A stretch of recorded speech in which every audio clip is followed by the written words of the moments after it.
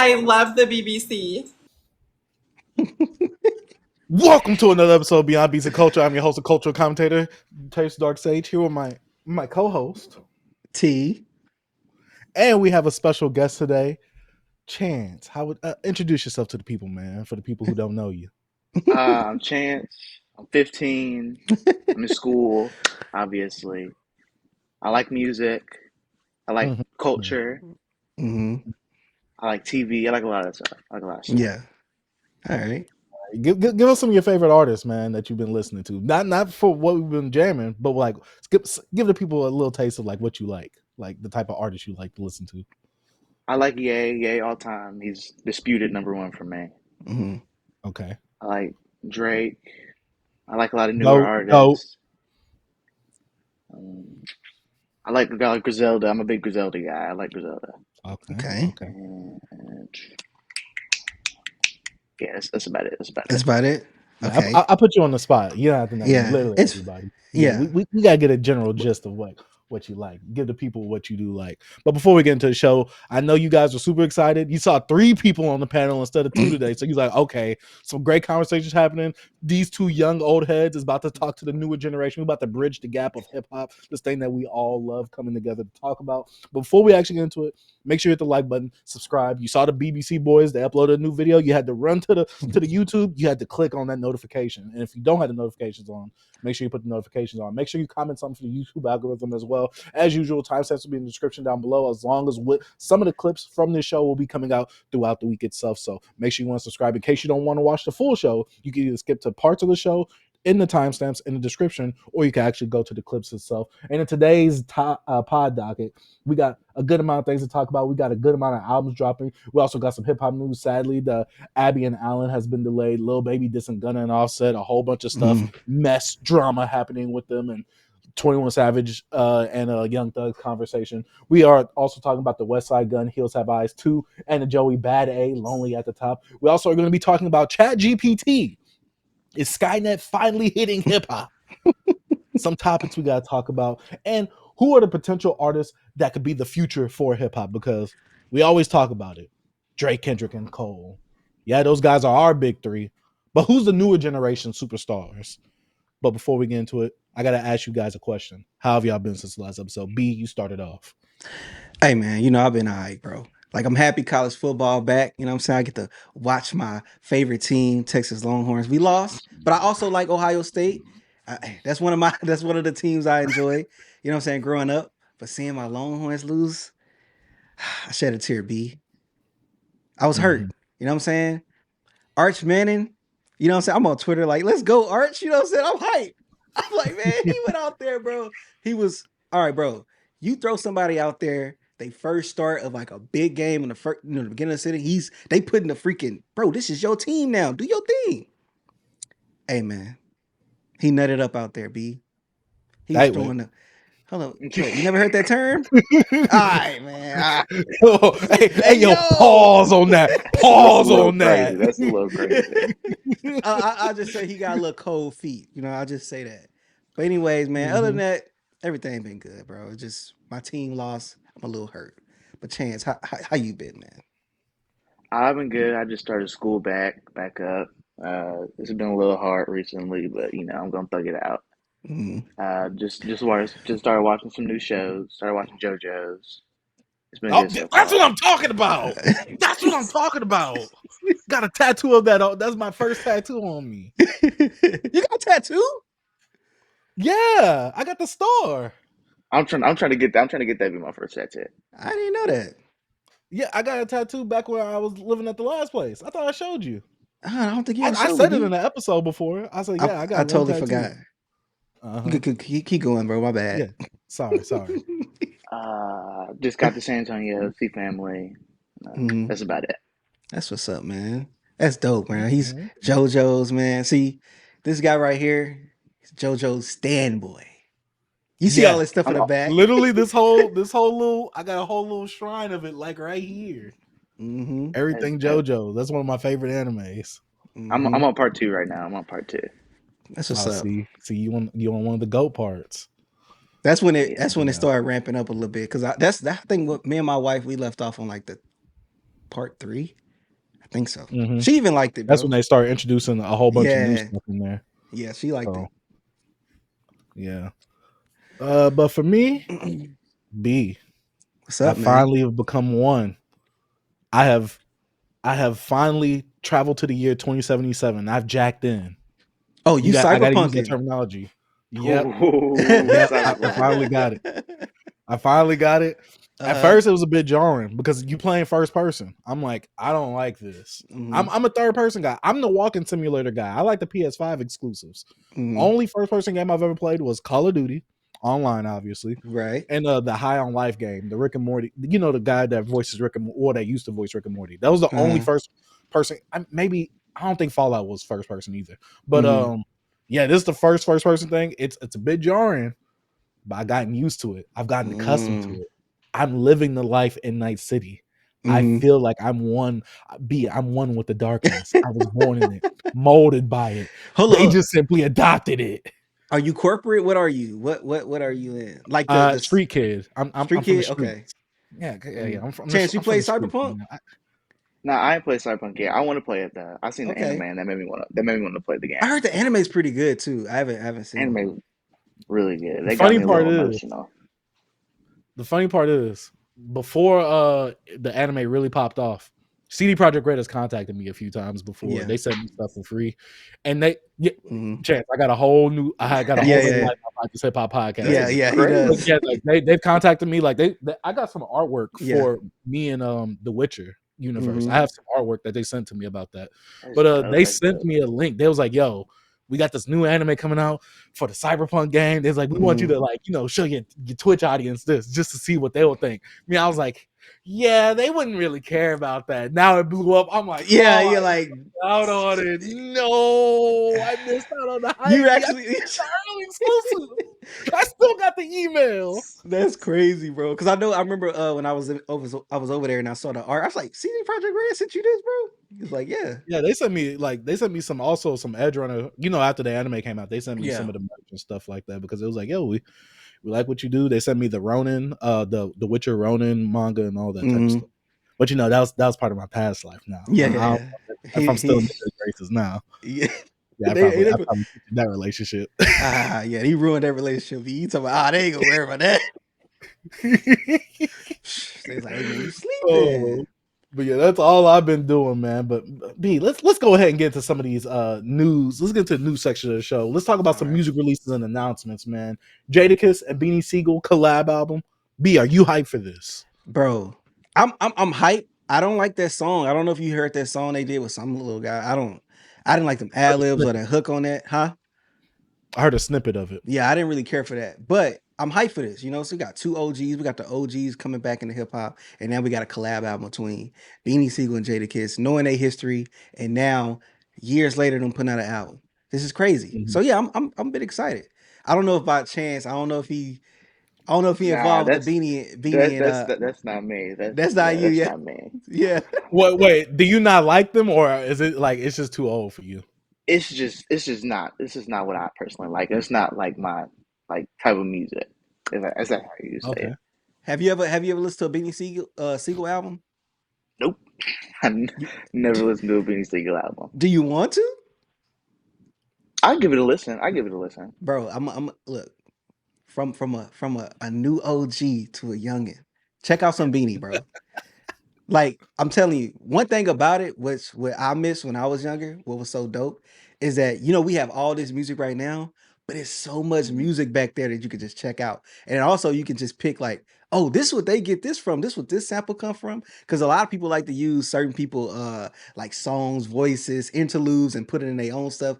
And you can see the OG. But like I recommend The Truth, The Reasons, The Reason, and The Becoming. I recommend those 3 albums. That's his first 3 albums.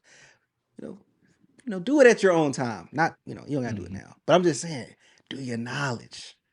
Do the knowledge. I definitely check it out. I definitely check it out. Check it out. If you don't like it, let me know. Don't forget to recommend him Jadakiss as a classic too. Recommend him that. Nah, Jada don't have classics.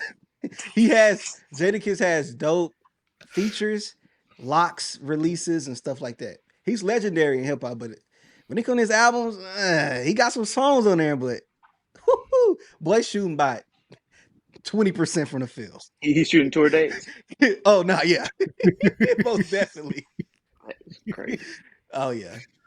Oh man. Me personally, I'm not too hyped for this, but I will give it a listen because this isn't necessarily like the old heads. Like it's not going in that section of like the reviews that we do, but it's tiptoeing on there. It's tiptoeing on there. B. If Yeah, this it was like is. Chance's show, this will be the Unk review. This will be the old head review right here. Yeah. Yeah. But speaking of old heads, B, we gotta talk about the man, the myth, the legend, B. He said it might be summertime, but he ain't melting. Ice Cube, Man Up, a sequel to his great album from last year, Man Down, which I Oh my. re-listened to today. Oh my god, B, I said, yo, I want a nice laugh. I listened to that album. B, I was dying. Chance, I'm not gonna Chance, recommend do you to you have listen to this. I'm about to say, do you have an extensive like history with Ice Cube here, or like what's your My history dad, with Ice Cube? my dad, he listens to a lot of old school West Coast, so he listens to a Mhm. lot of Snoop. He listens to a lot of Ice. Okay. So I really just got that through him, but it's Right. some of it's all right. It's not that bad though. Yeah. So yeah, Do you listen to OG. any of the new stuff? It was, yeah. No, I don't like New School LA. It all sounds the same to me. Yeah, I'm not even gonna recommend you new Ice Cube, but older stuff. Come on, man. His first 3, 4 albums, classic, like Mm-hmm. Mm-hmm. classic. But yeah. Are we gonna review this? B? Are we gonna talk about it? We could just want to just talk about B, it. we gotta do We a gotta group do it. talk about this. B, it's a sequel to the album of last year. B, Hey, they was Wait, mad wait, at I'm us in not the gonna what, lie. comments. what was so bad about the album last year? So last year, especially going back to it now, do you know about like what Ice Cube has been doing like in the media in general, like his political views and how he's been going at it on social media and stuff like that? Nah. So Ice Cube is very get off my lawn-ish, and he shows it in the music. Like he's Oh, very old. He's like, oh, why y'all talking about pronouns? We got bigger struggles than that. You know, he talking about yo, the black people turned on me because of my political views. Oh, y'all soft now. Like I was Kendrick before Kendrick. Like I'm Yeah, in the Rock and Roll Hall of Fame. Get off my lawn, god dang it. yeah. It's He talking very get about off my line. he talking about there was a crazy girl that's coming after him. He gonna shoot her. Yeah. He was like, she's psychotic. She need an antibiotic. What do you say? Yeah, he said that'd be psychotic. She need an antibiotic. Also, Yeah, it's just certain things of like his musical sense is kind of out of touch a bit. Like it very. sounds older. The beats selection, it sounds very like, oh yeah, I'm old, and you could tell I'm old, but I really Mhm. like this though. Like you could hear it. Also, his rapping isn't up to par. He sounds old. He can't keep up with the beats. It's like, Hey, I like, remember brother, just that. stick to Writing Friday. Remember that TikTok you sent me of him and a dude in the club? I mean, in the studio, and he played that beat. They all started going crazy, bro. That song was horrible, bro. It was so bad. It was so bad, bro. Oh yeah, I would not yeah, recommend you yeah. that, bro. If you want to, check it out for yourself. Hey, man. If you want a good I laugh, might go have to listen check to it that. out for yeah. I might check it out for some laughs. I Uh, don't know. Yeah, but man, but something that is a bit something that we can take a bit serious. Mick Jenkins, A Murder of Crows. This is obviously going to be our early exclusive through the even E out. app. Yeah, Mhm. even Biz app. But he will release it later on streaming. I believe he's been doing that with a lot of his EPs. Obviously, he is an independent artist, so he is trying to get all the coins he can because streaming is not paying them enough money. B, will you be checking this out? Yes, sir. I actually probably would download the Even app or whatever the website, and I would get the album. If you don't want it, maybe could I download it and I could just send it to you, B, and we can review it or I something, or talk mean, about it. it's the internet, so you could if you wanted Yeah. Okay. All to. right. Cool. Yeah, but Chance, are you a Mick Jenkins fan? Are you hyped for this? I've I've heard about Mick Jenkins through like Sean C and like Mhm. Fantano and them, but like I've never like actually given it a listen. I probably should though. Yeah, you should check out Mick Jenkins, man. He has a really good catalog. It's like his newer album's been dope. He got old mixtapes that's pretty good as well. Mick Jenkins, nice. I agree. I will be listening to this. We could give it a short little, especially since it's an EP. We can give it Yeah. impressions Oh, type it's an thing. EP? I believe it's like supposed to be short. I believe it's supposed to be short. It's not supposed to be too He long. said an His album last from few Mick projects. Jenkins. Oh, okay. So maybe so it's an album. All right. I thought Yeah. it was gonna be a short little EP because that's what he's been doing, like with the whole little Mhm. typewriter thing and all that. Yeah. But yeah, this I is like the a cover art dope too. move. Same. Yeah, I I like do that as cover well. art. This is one with him and a certain producer, correct? Like one producer. Yeah, the producer. I said producer. The producer named Emil, I think. Okay. Yeah, Emil. Yeah, I'm not familiar with that he producer from by name. England. Probably maybe. Oh From yeah, England.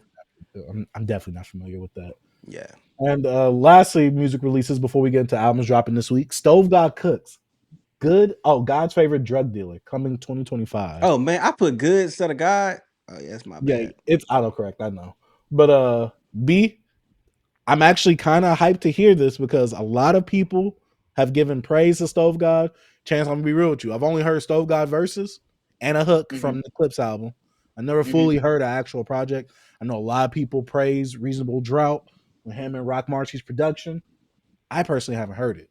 I've heard a song or two from it, but I haven't heard the whole project. Now, B, this is your guy. Are you hyped for this? Am I hype? No. I Oh, I'm not hype. Ooh. I'm not hype for no stove, man. If people know me back, my I ain't gonna get into it. But I'm gonna listen to it. You know what I'm saying? But I'm not hype. I'm gonna be mhm. honest with you. I think my hype died from Stove Guy back in 2021 or something like that. 2020. Mm. Whenever, yeah, like 2020. But I'm gonna listen to it. You know what I'm saying? Chance. I know Chance, you say you you're a hyped for it? Griselda guy. Honestly, I'm probably not gonna listen to it. I really like Stove Guy's features and stuff like on Mm-hmm. Griselda tapes and a lot, but I really don't like his individual work like that. Mm. So you listen Mm. to drought, reasonable drought? I listened to some of it. I haven't listened Oh to all yeah. of it though. Oh right. Yeah. Hey, I ain't gonna lie. That joint heat. That joint heat. But I'm just saying my hype died down. Like I know he in a bad deal, so he can't really release stuff. And I thought you was a fan because I have his I have that one album he put out on his website. I forgot the name of it, but yeah, people been like What raving album over that. came out? I'm still cooking or something Yeah, like it that, came out like that came out like last year, right? or earlier this year. Early this year. Yeah, I'm still cooking or whatever. Yeah, I got that. Did I send it to you? Mm-mm. Oh yeah. I My also bad. didn't. I wasn't trying to listen Yeah, to yeah. that. You're not. Yeah. People You people gave your hype. opinions on the show though. Yeah. People loving that Marvin Gaye. I'm like, come on, man. That's old. Come on, man. That's old, man. We been had Oh, that over here. but B, let us know what albums is dropping this week, man. All right, man. We got Crime Apple and V-Done, Bulletproof Chicken. I don't know. You know what I'm saying? They talk about flipping that coat, you know what I'm saying? Bulletproof Chicken, I guess you can't get to it. Yo, Chance, are you familiar with Crime Apple or V-Done, the producer? I'm familiar with V-Don. My mom listened to a lot of V-Don. She actually put me on with most Griselda artists. I Oh, give for my real? mom that. Yeah, Oh, she put me on with a lot of Griselda. that's what's up. So I'll probably Oh, check it out. yeah, check it out. What about you, B? You haven't listened to Crime Apple yet, right? No, I haven't. I'm Yeah. familiar with Vidon because of some of his work with Bodie and Yeah, he did the Bodie joint. I think the Conway one too. Mm-hmm. Conway and Ransom. Come on, Ransom. Yeah, yeah. Also, his Billy mom the put me on his a stuff few with Vidon projects as well. So Willie the Kid, his stuff with Willie the Kid is doper. Like they got some dope stuff together. Okay, uh, so this one, I guess this for the new kids. I guess it's a guy hailing from California. His name is 310 Baby Webcam. I don't know who 310 Baby was or is. I just put this on here because it's gonna be a slow week next week. Have you ever heard yeah. of 310 Baby? Chance? Nah, I think I might have Never. heard like a TikTok song or something, Right, but right, I've right. never heard Big Sam Baby. Right, it's a super light week, guys. I had to put a soul artist on here. Curtis Harding. This is a I, soul artist, bro. I can tell it's been a slow week. We putting Bro, soul it's on there now. super slow. Departures, arrivals, adventures of Captain Kirk. I'm actually gonna listen to this. You know what I'm saying? Because I listen I to might all I type. might too. I I'm gonna might check it too. out. He's a soul musician, bro. I'm gonna check it out. All right, so we get back to hip hop. Static Selector, the Mussolini, and YZSP, Choose or Lose. I heard the first two tracks they put out on this EP, really smooth, laid back. This more like the pimps. I don't know if you familiar with the Mussolini. I don't know about you either, B. Are you familiar with the Mussolini? I've heard of him, but I've never heard any of the music. I Mm-mm. think you'll like some of his stuff though. He got like 2 or 3 albums with Ninth Wonder, bro. He got stuff with Ninth. Yeah. And they pretty dope. And I'm not saying. I mean, I'm saying. What about I'm you, gonna say Chance? Static and Ninth Wonder are top 5 B. So Mm-hmm. Chance, you know anything about these guys? I'm probably not gonna listen to that. Keep it a bean. Huh? I'm probably not gonna listen. Keep it a bean. Nah, I'm probably not gonna listen to that. you ain't gonna listen to it. You ever heard of them? The Mussolini and none of never. Nah. Yeah, I know that's a What little. What about That's a little. Static? I feel like I've heard the name before, but I Yeah, just can't associate with the music. I've never heard yeah. it. He a producer, so he produced for like Joey, Badass, Freddie Bum B. Gibbs, multiple Bun B, multiple guys. He been around for I think years. I think I might have heard his producer tag maybe. I think that's probably where I've heard it from. You His name most sounds. likely have. You most likely have because he's worked with people like Benny and them too, I believe. Yeah. Oh yeah, well, Yeah. Gazelda, of course. He got stuff on Westside Gunn, Yeah. Still Praying. He got like 3-4 tracks on there. So the next guy, we're gonna take it back to a little R&B, a little soulish, you know what I'm saying? A little this guy, this guy is in London, bro. It's a slow week. This is another album I'm gonna check out. And I just like to put it out there for the people, check out some good music. We got Steve Bami Deli or whatever. He's actually Nigerian, and I think his mom from somewhere else, but he's actually from London. It's called Summing Up. That's all I got, bro. I'm gonna check this project out. But that's all I got that's coming out this week. Not much, really slow. It's been really slow, bro. Really light. I tried But to stretch. we've been having a lot of music releases within the past few weeks, though. No, we I feel, have. it feels like we've had a lot, so I'm all right with having a cool down week because we've been getting hit with a lot of projects recently. Oh, most definitely be. And What's we're gonna going? have some surprise stuff come out throughout the week anyway. So, Oh yeah. but So yeah. what's going on in the news, man? Man, Abby and Allen was delayed, man. I was on my I phone on predicted it. Thursday night, 11 p.m. I'm like, oh, new music should be up. Let me put that on while I play the Cyberpunk. I couldn't find it. All I found was playlists. I'm like, what happened to the album? I predicted it I had to though. call my contact. I had to call my contacts, man. I had to talk to the Alchemist. I was like, yo, don't pull that ish again. That's what I told him. The crazy thing is, guys, that I did a little digging, and Alchemist was on Twitter saying he never said this was a date that the album was coming out. He said So I wonder he where said all these find a date. He said find a date. I never said it was coming out this date, and I was like, that's true. I never saw a date anywhere. I was thinking, I don't know. But a lot of the blog pages was putting it up like there was a date. Sometimes these blog pages, bro, on Twitter, I don't be knowing where they be getting their information from. They be like, "Oh, so and so Me neither. coming." I'll be like, "How?"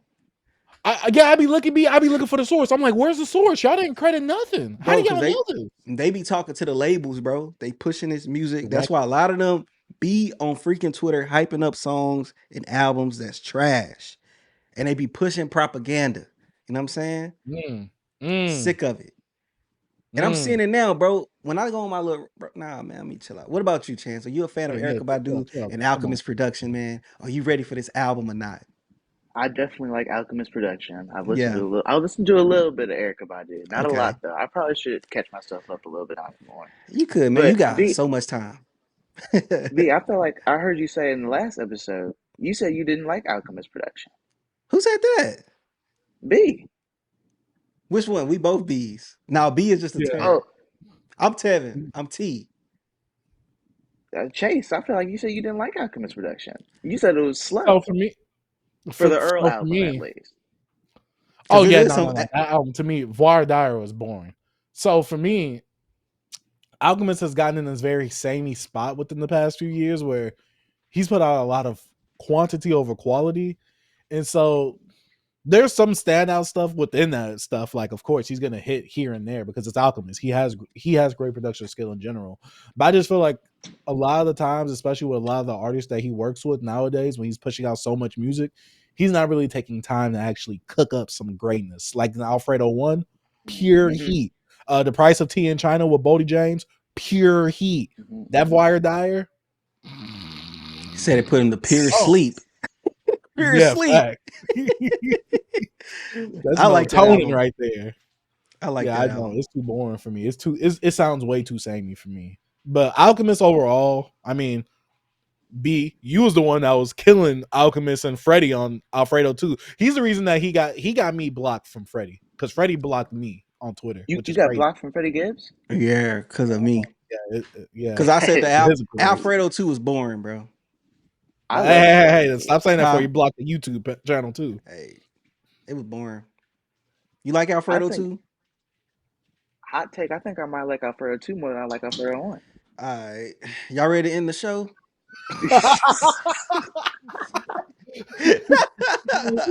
I really liked Alfredo too. I don't know why. I just feel like I really liked him. I like Alfredo too, but I'm a Freddie Gibbs stan. He's one of my favorite rappers, so I was gonna like it either way. But I can admit that he wasn't pushed like he should have been pushed. There wasn't like highlight moments on that album like there were on Alfredo 1 or Bandana or Pinata. But I shouldn't even compare that greatness to Madlib's production. Oh my God, what did I just do? But speaking of Freddie, let's talk about that encounter that he had with Westside Gunn and Benny the Butcher in the airport. Or assumingly what the blog sites was trying to play it up to be. Yeah. Oh man. You saw the video? You watched it? Yeah, I watched it. It was with Complex, right? Yeah. Yeah. I knew it. I knew it wasn't. I knew it wasn't squash, bro, at all. And then he actually threw a little more shots and being a little more, how Freddie is. He kept it gangster.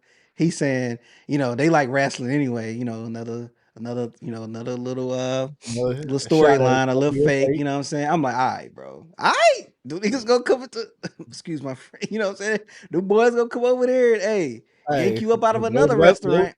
They was wrestling and tussling on you with that chain, man. So Freddie, stop it. Oh my God. Oh man. But Chance, you like Freddie and Beanie? Oh my bad.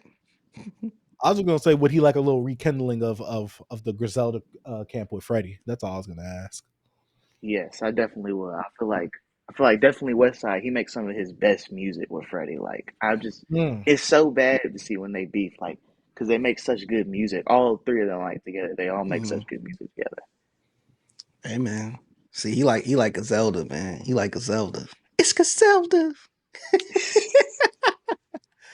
Oh man, I personally haven't gotten into the wave. I sadly have not caught into the wave. I like some of the members. I really like Benny the most, but yeah, it sucks because I think in the meantime you sent me the Benny and Freddie collab song that they had together. I'm like, what could have been? Yeah, they had a whole album, bro. So they got so much. I'm pretty sure a good amount of unreleased stuff that probably we'll never see. Probably till Dang, it would have been better than probably till they Fetty. like 50 and they like, yo, bro, we can't even fight no more, bro. Like it's pointless. You know what I'm saying? So, but yeah, man, it sucks. But B, what up, man? Atlanta's in trouble, man. What's happening over there? Just a whole bunch of drama, whole bunch of mess. I already went off on Atlanta in the last episode. Now all this stuff's starting to come to light. B, I don't know if it's me, if I'm the reason why I called Atlanta mid. I don't know what it is, but Lil Baby did some Gunna and Offset. B, how do we feel about this? Literally, ATL is in shambles right now. When Thug came out, he was supposed to be the Pimp C. It's supposed to bring everybody back together and let us all get this bread and great music together. No, just more turmoil, B. It's crazy. Are you familiar what's going on in the news cycle right now with Young Thug, Rollo? What's the other kid name? Was it Esco? What's his name? The 21 Savage.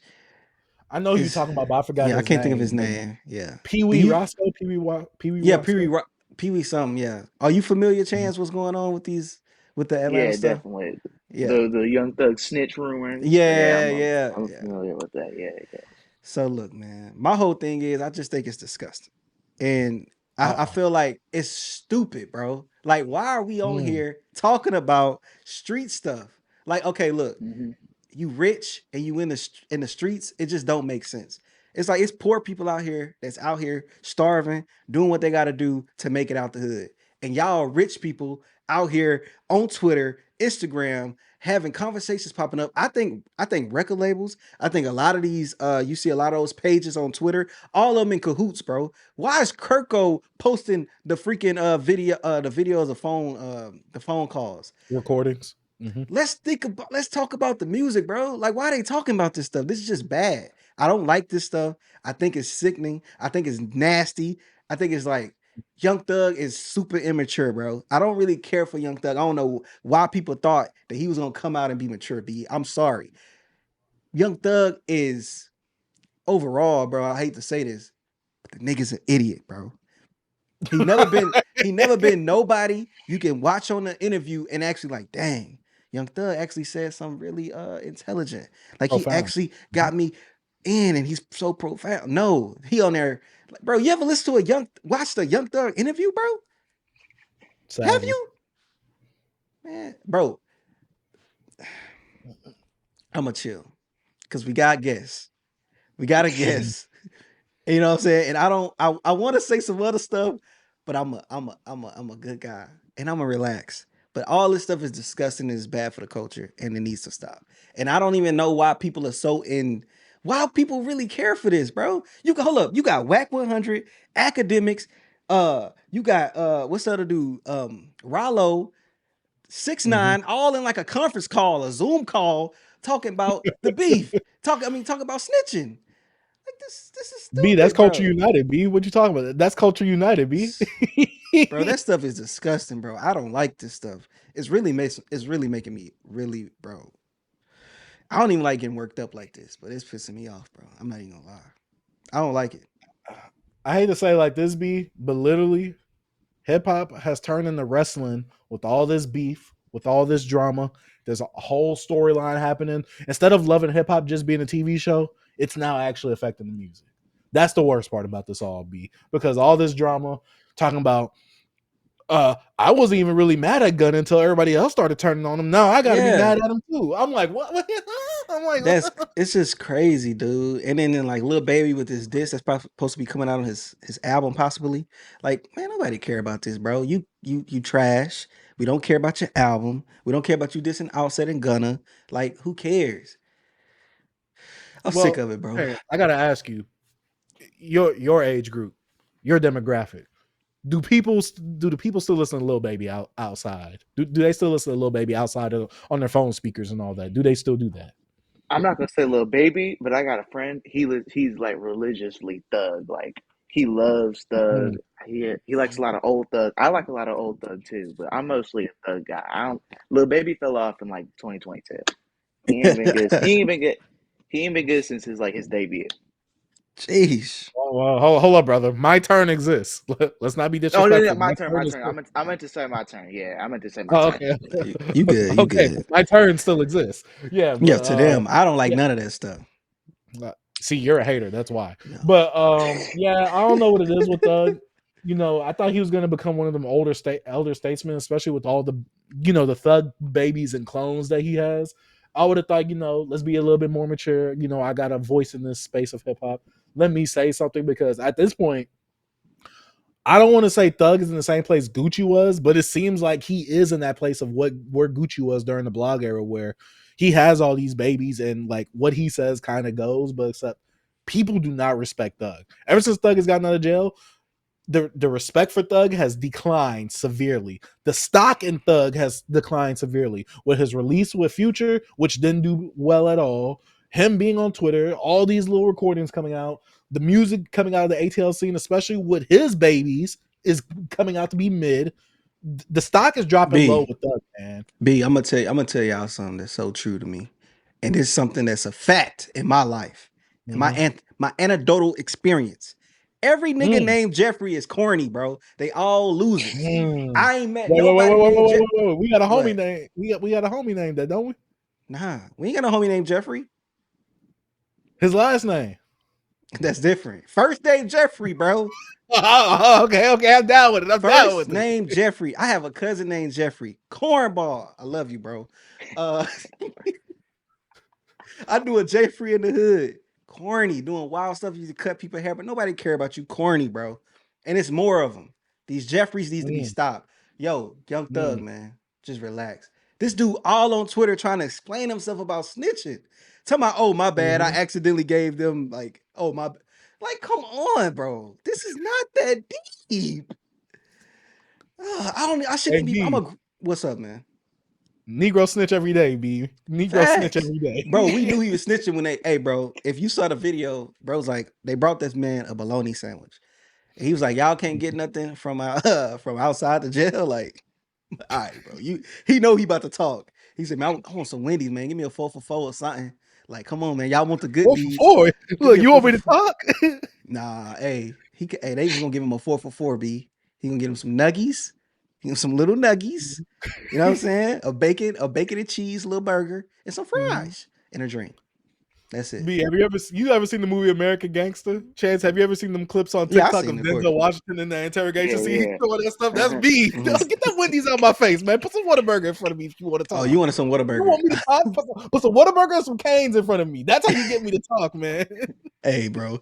Hey, look, that's how you know he talked over bologna sandwich, bro. You can't trust a Jeffrey. They ain't even give him the Wendy's. He didn't even get the 4 for 4. Man, get out of here, bro. Get Jeffrey up Hey, out of here, man. I'll snitch on anybody for a Chipotle ball. If I'm in the interrogation room and they say you getting 100 to life, and they bring in that Chipotle ball, I'm gonna be like, he did this, he did that, he did that. He went Hey, down the Bro, back alley. They bro all said getting for, snitched on. bro said for the Chipotle, he get him out of here. I feel you, bro.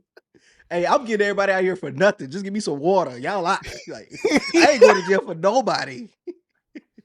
Hey man, free my cousin. He called me the other day, bro. Like, bro, I can't put everything out on the internet, but he called me and Brody, it's so crazy. Bro, they got FaceTime in prison now. It's crazy, bro. Like, it's crazy. That's all I'm gonna say. Shout out my cousin, man. Oh man. But B, speaking of prison, the system, the man against us, B. Jay-Z capitalizes on imaginary player success with music video re-release on YouTube.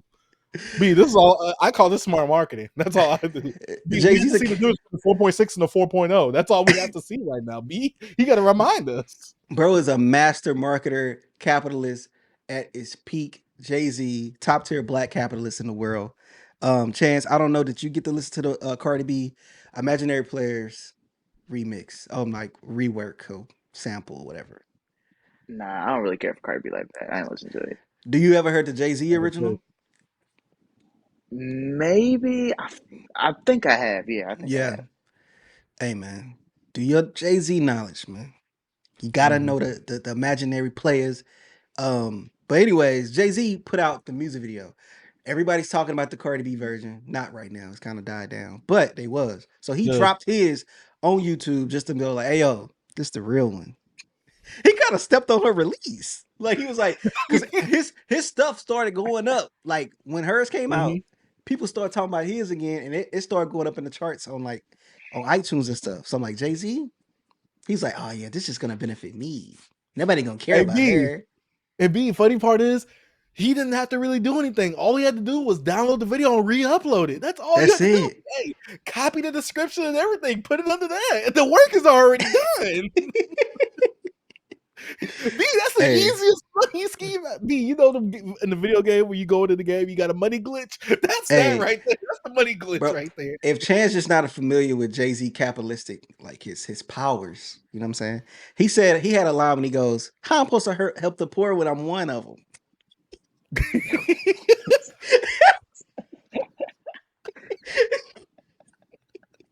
So hey, hope he says a wild stuff. What's better than one billionaire? 2.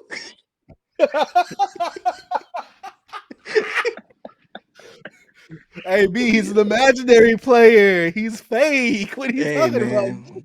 Bro, hey, one thing, when you get into hip hop, bro, even though a lot of people don't like Jay-Z, some people, but like, bro, Jay-Z is one of them guys, bro. You just gotta just listen to him. He say some of the slickest stuff, but he's dope. He ill, man. Jay-Z's dope.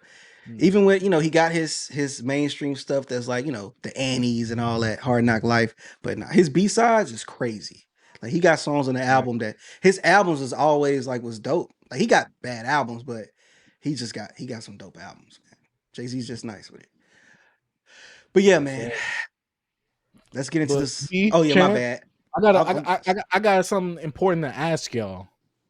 What have y'all been jamming since the last episode? Who wants to start it off, man? Off? I'm gonna let the guest start it, man. I'm gonna put him on the hot seat, man. I'm gonna let him start off. Oh man, Chase, we're not talking about the albums that we all listen to yet. But what have you been listening to solo? You could just talk about all the stuff you've been listening to. Like it don't gotta be like hodgepodge and stuff, but just let us know. I've been listening to a lot of old Weeknd recently. I got a hot take by Weeknd, but I'll save that for later. Okay. But I listened to Heels Have Eyes too. I like. Hold on. Say this hot take after that. Say that hot take now. After you say this, after all this, I want to hear that hot take now. I feel like Weeknd is a better artist than MJ was. Oh no, keep talking about your music now. Okay, then we'll go back to that because that's gonna be. You could say he could have say that for last because we're gonna talk about that later. Then that's gonna be a long thing right there, bro. All right, Okay. continue talking about your music. My bad. I didn't know you was gonna say that.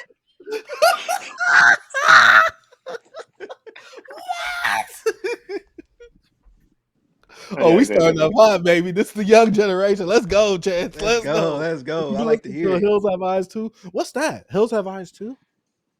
the Westside Gunn project. Oh. I don't know why I'm thinking of the Weeknd, but yeah, okay. We'll talk about that a little bit We're gonna later talk on. about it later. Yeah. I listened to Clipse recently. I listened to that new album yesterday. I was holding it off because I'm a big Travis Scott guy, and I didn't like how he was dissing Travis. I was being a little bit of a hater. I'll be honest with you. It's all So, good, Chance, bro. I got a question though. After you've heard the album and after you've heard "So Be It" in context, are you cool with Pusha T leaking it to TMZ or AE in it? Are we No, cool with that? no, we are Wow. definitely not cool with that. I'm not cool with it. But besides that, it was a very good project, though. Okay. Okay. And what else have What I else been you been listening listening to? to?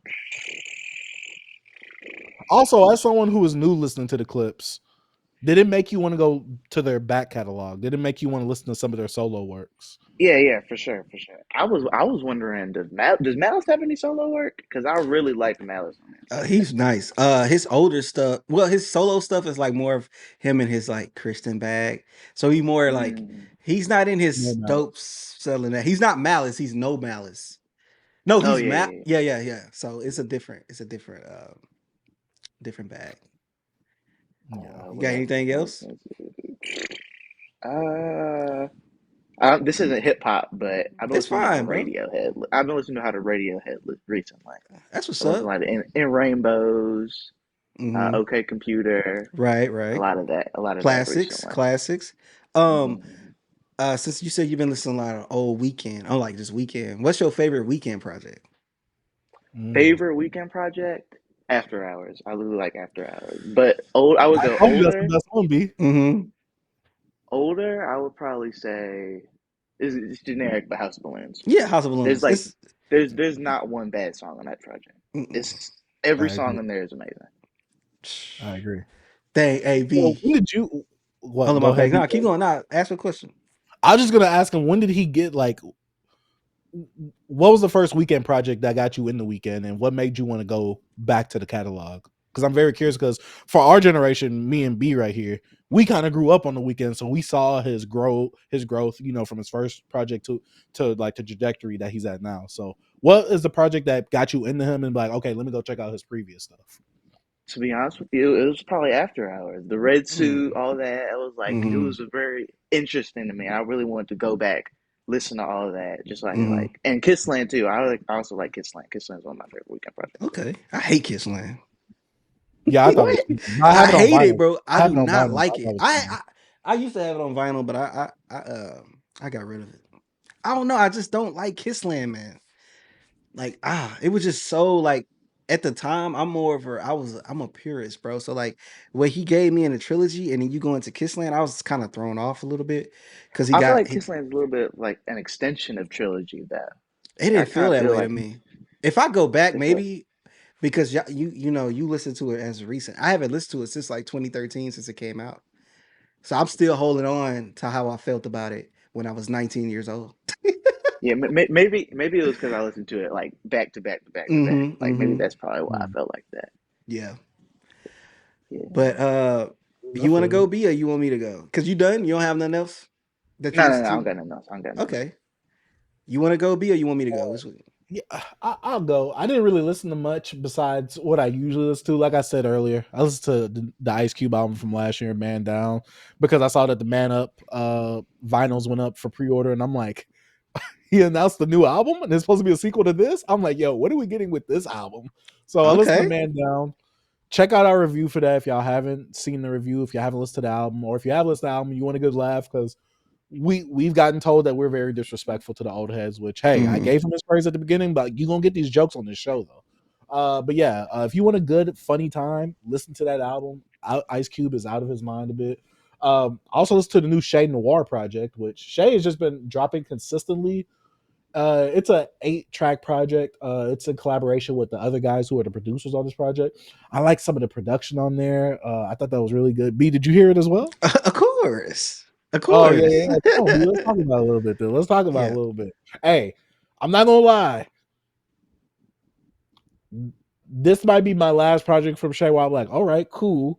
At least you're giving me something in a different sonic scape. I think I'm ready for an album now. I think these projects are really tolerable because they're so short. Each of these projects she's coming out with, they're very short. They're not too long, so you kind of in and you're out. Like I said, it's only 8 tracks, 22 minutes long. Production is by the other guys. I like a good amount of the features. Sky Zoo has 2 features on here. Ransom has a feature on here. Smoke Dizza did good as well. And I loved Ego Trips with DJ Ever Ready doing the scratching. I was enjoying what Shay Noir was giving me on this project. If you are a Shay Noir fan, you are going to like this project. If you are not, and you don't like Shay Noir, this isn't going to win you over. I'm going to let you know that right now. It's Shay Noir doing Shay Noir. Yeah. B, what's your Now, I actually like this too. The production was pretty good. Like you said, the features. Skyzoo had one where he was just on the hook. He had a verse. 38 Specials on here as well. Remember? 38. He's on here. And what I thought about the theme, it's called No. I know you don't care for 38 like that. It's called No Validation, right? What's called No Validation? One thing I noticed a lot in this project with the subject matter, it had a lot to do with like financial literacy and like ownership and like business and all this type of stuff. And I was like, okay, I'm getting that. I'm feeling that. I feel like with each of these projects, she's getting you a piece of her life of like what she's dealing with. You know, you had like motherhood, you had grief kind of when in one of the, I forgot the last one. And then right now you have like her business mind of like certain things you should do financially and things like that. So I like what she's doing. It's kind of like she's giving us an album, but an EPs in a way, like together. Like it's like all these have like a certain, like a different concept, in my opinion. Maybe I could be off on that, Shay. You know what I'm saying? You let me know if you see this. But overall, man, I really enjoyed this production, and I really enjoy, Shay. You know, man, she's dope. So, yeah. Yeah, she also said something about making 5 bands just off the band camp. I'm like, sheesh. Hey, bro. Hey, I'm telling you, right. she Or 5 figures. She made 5 figures a year off the band camp, something like that. She stay talking that money talk, man. That's what she's doing, man. I'm enjoying it. But same. I am ready for a project though, like a fully fledged project. Like, I mean, she's been doing good with these 8-track projects. These are really short projects. Give me 12 tracks now. Let me see what you can do with 12 tracks. Because I know she's a producer as well. And I also like 38 Special on his verse. That, first of all, that production on Smooth Jazz, probably my favorite production besides Ego Trips on here. Woo! I love both of them on here. Yeah. So yeah. I listened to No Validation. It's funny because I listened to the Weeknd as well. But I went back to I listened to what's the project, because it's the 10-year anniversary hit this week. Beauty Behind the Madness. The vinyl came out. I bought the vinyl as well. Good album. I've been needing this. Yeah, very good album. I've been needing this one in my collection as well. I think this is maybe his 3rd best album. I think this is his 3rd best album. 3rd or 2nd. It depends. It really depends on who you ask. But it actually might be my 3rd favorite. But yeah, went back to that. Really loved it. I forgot about songs like Often, which I love that song. It was such a huge song back then. Can't Feel My Face. I'm still hearing that to this day in places like Buffalo Wild Wings and all that. Some of these songs you just can't escape, especially songs like I said, 50 Shades of Grey, the Earned It song. That song was everywhere back when I was in college, which this takes me back because the 10-year anniversary for Beauty Behind the Madness, this is when he became a pop star. This is like it. This was the trajectory. This is when the start of it is. And it's crazy that you started this in your 2nd set of your trilogy right here. Because once he did this, then what was the next project? Starboy after this one? Starboy was after that. He was out of there. I'm like, Jesus. But yeah, also listen to Dot FM, but I've talked about that before. Listen to Michael Jackson's Invincible. Talked about that before. That's all the new stuff that I've been listening. I mean, that's all the stuff I've been listening to besides the stuff that we've been collectively listening to. B, what have you been listening to? Oh man, I've been listening to a lot of J Electronica, believe it or not.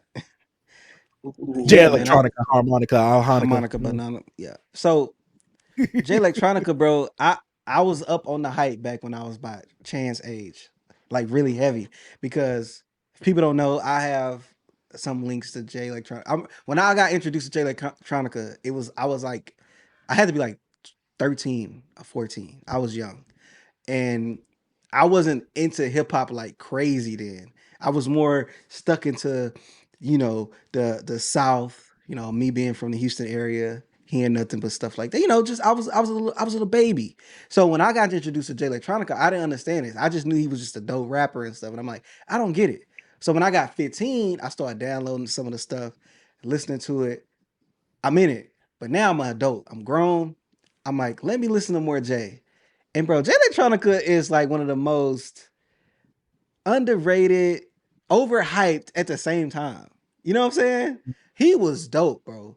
Like the him rapping off the score of Spotless Mind, the Sunshine of the Spotless Mind, was amazing. What the F is Jay Electronica just has like a mixture of like all his stuff from 2004 when he was unsigned hyped in the Source magazine. It has a lot of stuff that he put out in like '07, '08 around that time.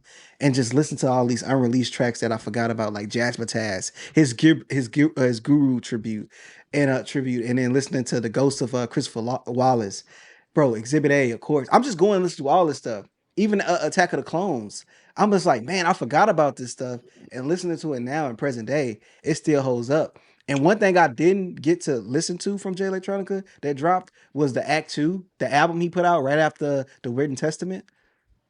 He put out the Act Two, the Patience of was it Nobility, the Turn, and I finally listened to that, and I was like, this is a good album. Why nobody talks about this? Nobody talk about this album, and I'm like, this album is good, but I don't know what happened to Jay, bro.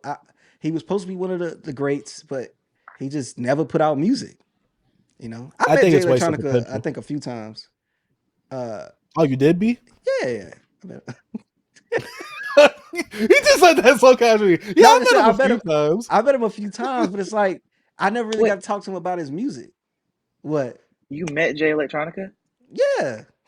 I say they like easy, like See, I told you. He just said it so casually. He just dropped the bomb like that. but He's like a mythical figure. Like you don't see yeah, him for like a yeah, couple of years, and then he'll like pop out. Like yeah. I he's seen him, like the bro. Avatar. Like he I will met him a few barely show times. up. Like that's crazy.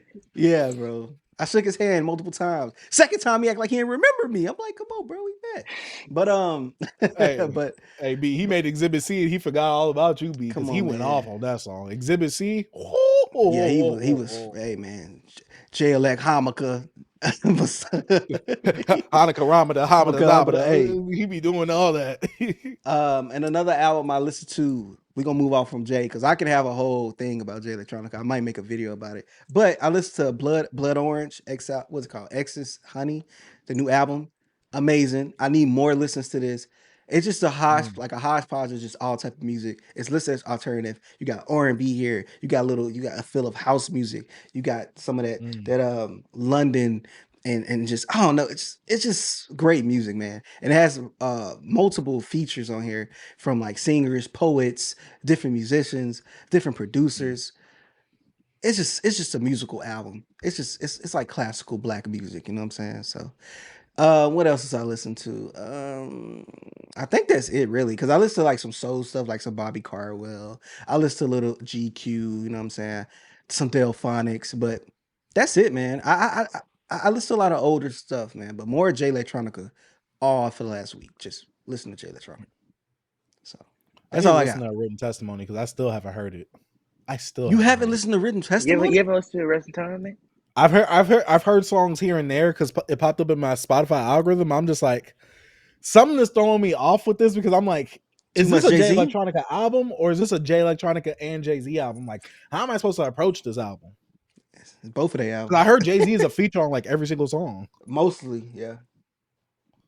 So is this like what, like a Raekwon Only Built for Cuban Links featuring Ghostface type Pretty situation much. happening? Or like, Pretty much.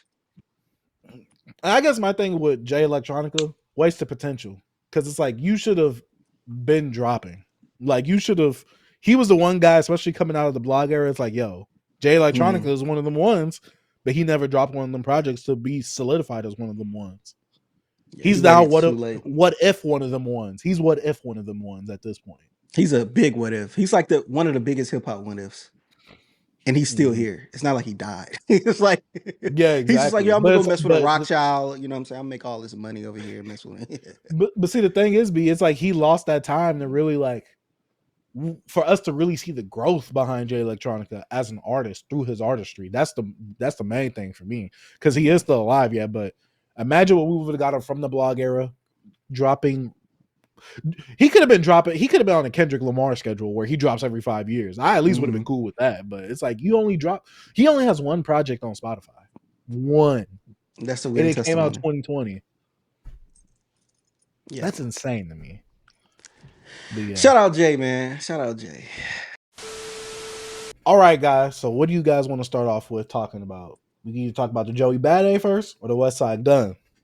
I'm gonna be I real say with y'all. If we talk about the Westside Gunn, I ain't got much to talk about. Yeah, we could talk about Joey since all three of us actually listened to the Westside Gunn. Because Chan said he only listened to a bit of the Joey. So if you want to, what did you listen to, like the first half, or it just wasn't for you? You wasn't into it? I actually really do like Joey, but I don't think that album was really for me. Okay. That album was a little too New York. It was too New York? You think so? Yeah, I think so. I didn't like it that much. B, what you think about the album? B, can I be honest on this show? Hey, this is why we made the show, B. I like this album, but I think that is Joey's worst album. Like I was saying, B, this is his worst project.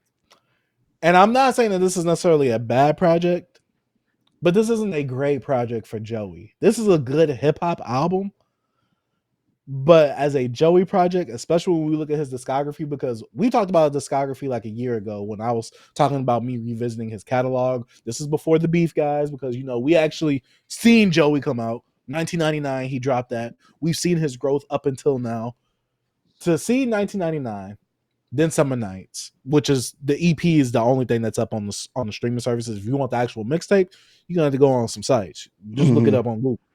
Before the Cash, great. All American Bada, an album that I really didn't like when I was in college, but I grew to like afterwards, especially on a revisit, and then going to 2000 for my first time last year.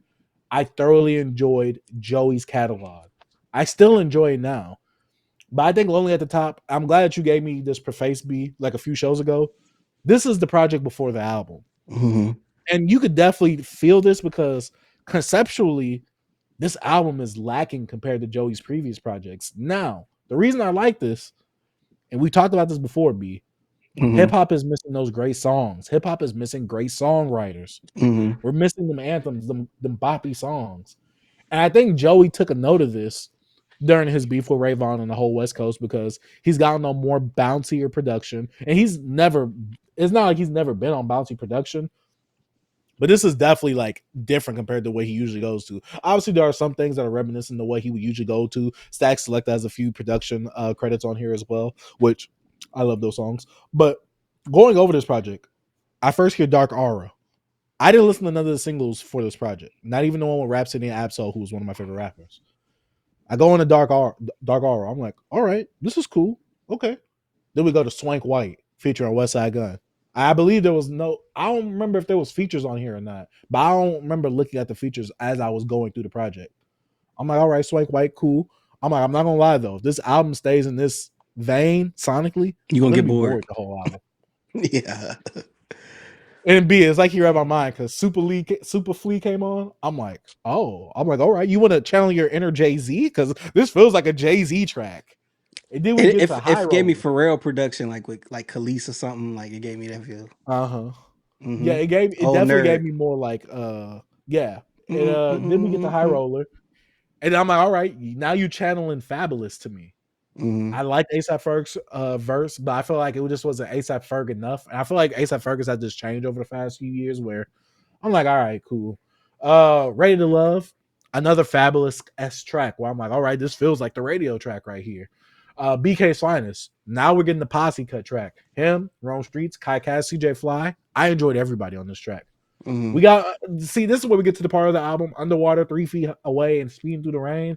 We starts to get really melodic and starts to kind of stray away from the rapping itself. And I'm like, this feels weird for Joey.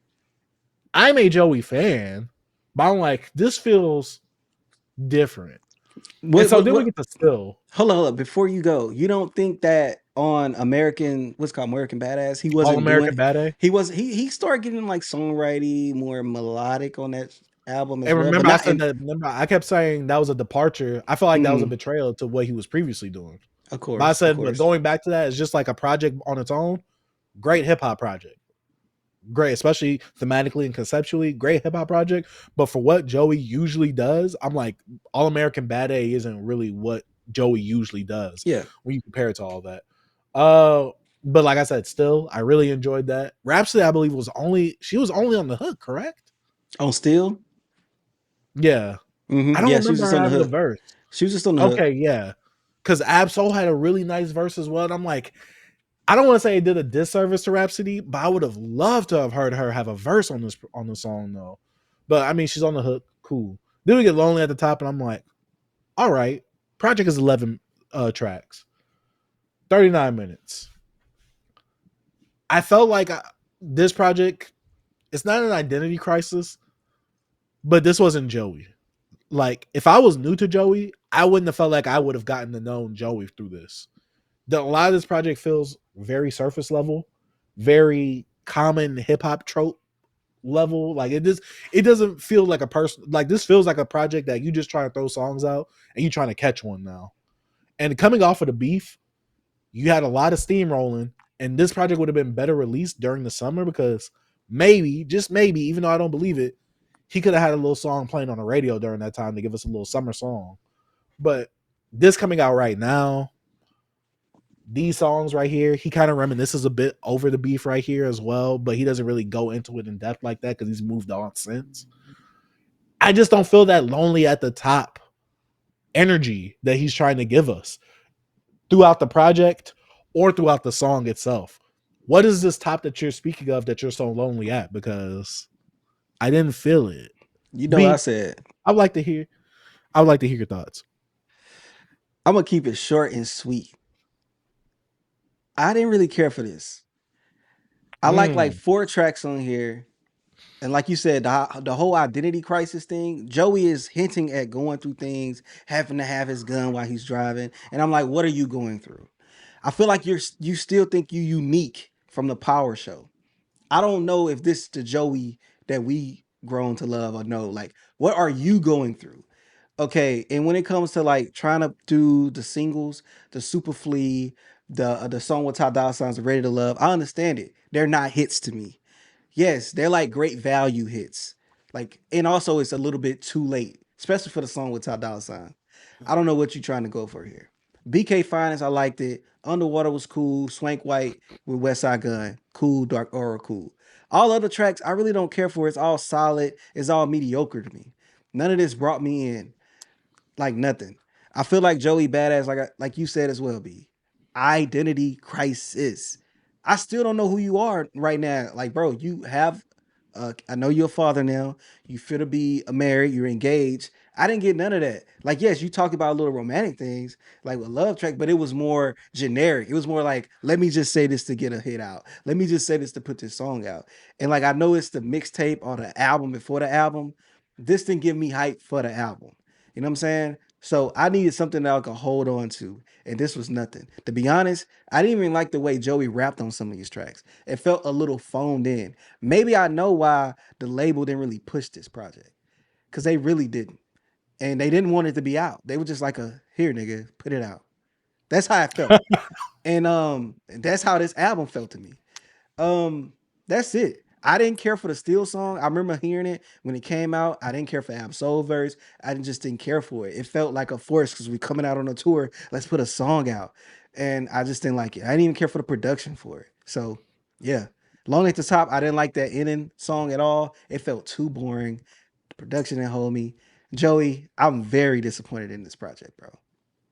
Well, who he with again? Let me look at the bottom. He with Columbia. I agree with Columbia. Why do y'all put this out? You wasn't ready, my nigga. Get this out of here. Yo, go Hey, B. I like B, it. can you comfortably agree with me when I say that Joey's rapping is probably the worst on this project? Yes, bro. It was so Like B, mediocre. This was so mid. like B, Joey literally became a punchline rapper on this album. The punchlines, he finessed them well, Mm-hmm. but they were average punchlines. This is a solid hip hop project, But this isn't a good Joey album though. This Bro, isn't a bro, good Joey he project. saved all his great rapping for the beef. Now he out of it. He out of energy, bro. His power level is low. Like he wasted all the good rapping for the beef, bro. So nah, I'm good off this Yeah, project. and the thing is, like I said, the whole identity thing crisis, like I said on Superfleet, sounds like Jay-Z. You get High Roller and Ready to Love. You sound like Fabulous. The problem is he doesn't have the personality of a Fabulous or a Jay-Z, so he doesn't have that charisma. Mm-hmm. That's the problem that I had with those tracks. While I do like those tracks sonically, Joey is the problem in terms of like, I'm like, all right, Joey's going over different productions, but it's like you have that same monotone sound throughout these songs. Like you didn't even sound hype like you did on Devastated. Like Devastated, you kind of turned it up. These songs you didn't, and you on more vibrant, bouncier production on these 3 songs right here. While I did like the change of tune, I'm like, dang, Joey, I wish you would have matched that a little bit more though. Man, get this out of here, bro. So B, I know you were really in love with this cover though. This cover, I do not like this cover art, bro. Fake Basquiat's, bro. Like I got a fake Basquiat in the background, but it's a Basquiat. Like, man, get out of here. I'm sick of these fake Basquiat merchants, bro. Get into real art. God damn it, Joey. This cover is disgusting. The cover disgusting, the album not good. The cover don't even represent anything from the top. It's non-existent, just like the top of whatever you at, bro. Wherever you name you at, nigga. I don't know, bro. Like get this out of here, man. Chance said he I'm ain't even just finished his wondering. album, bro. That tells you how the album was. Like he said, I couldn't even finish it. It's too New York. He was playing. He's too much of an actor. B. He was playing other New York rappers in this album. Jay-Z, Fabulous. He don't know who he is. He method acting, bro. Think he unique. Y'all watch Power? Y'all watch Power? The Kanan.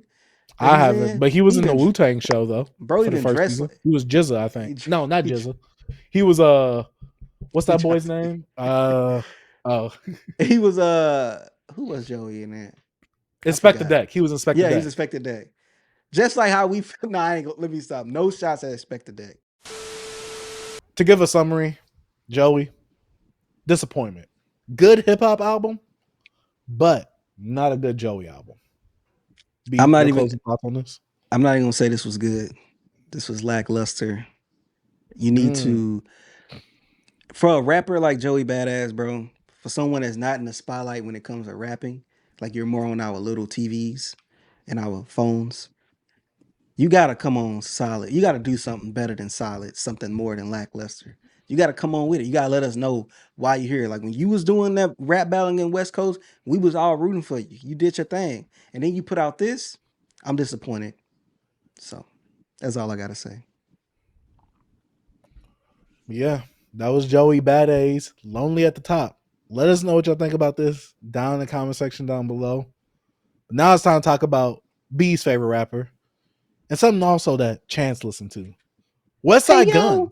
Hills Have Eyes too. I put in the notes. Is this worth a talk?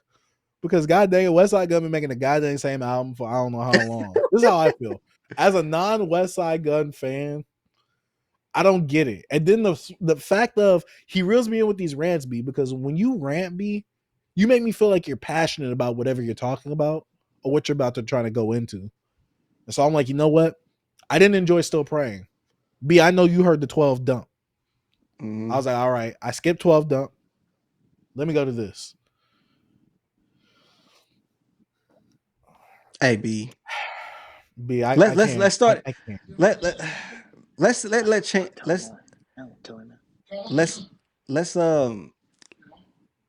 Let's let Chance say it, bro, because he probably have a better review than us. We might be too harsh. We gotta let Chance talk about it. Maybe he liked the album. Not to give out spoilers from us. So what's your thoughts on the album, Chance? I genuinely actually really like this project. I knew from when that intro played at the beginning, I was like, yeah, I'm gonna like this. Mm-hmm. I really liked Hilsina. I really liked the track with Benny. Stove got. I feel like all his features on here did really good on this project. Mm-hmm. But my favorite feature on here was Mike. Mike went. I really like Mike. Yeah, of course.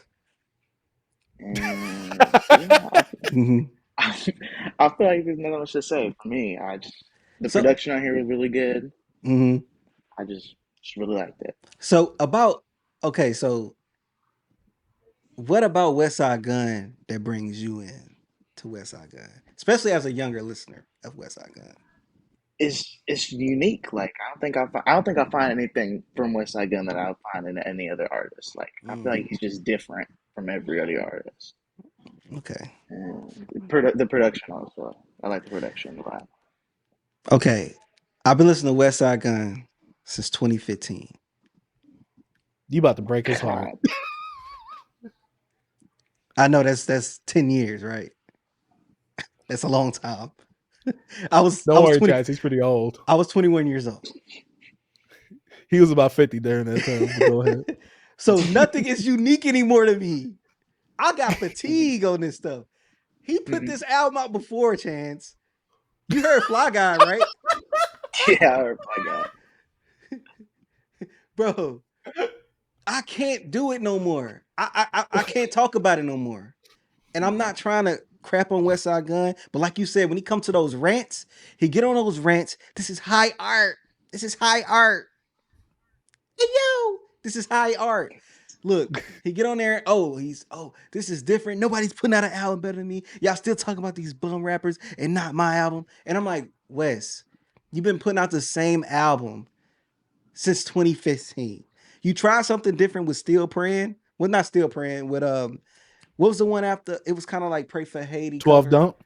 Nah, it came out Pray in for Paris? 2022. Pray for Paris. Not Pray for Paris. The other one. It Pray has for this- Haiti, then you pray for me. Something like that. Not yeah, something like that. Still, it's something. Not Pray for Haiti. Bro, I gotta look it up now. He tried to rap on like trap beats. He tried to rap on like trap beats and stuff. And that He wasn't put Pray out so for many Me? albums. Oh, and then you pray for me. And then you pray for me. That's what it's called. Okay. Because I He remember tried it was some- supposed to be tying in together. Yeah, he had like Jid on there. He had all that on there.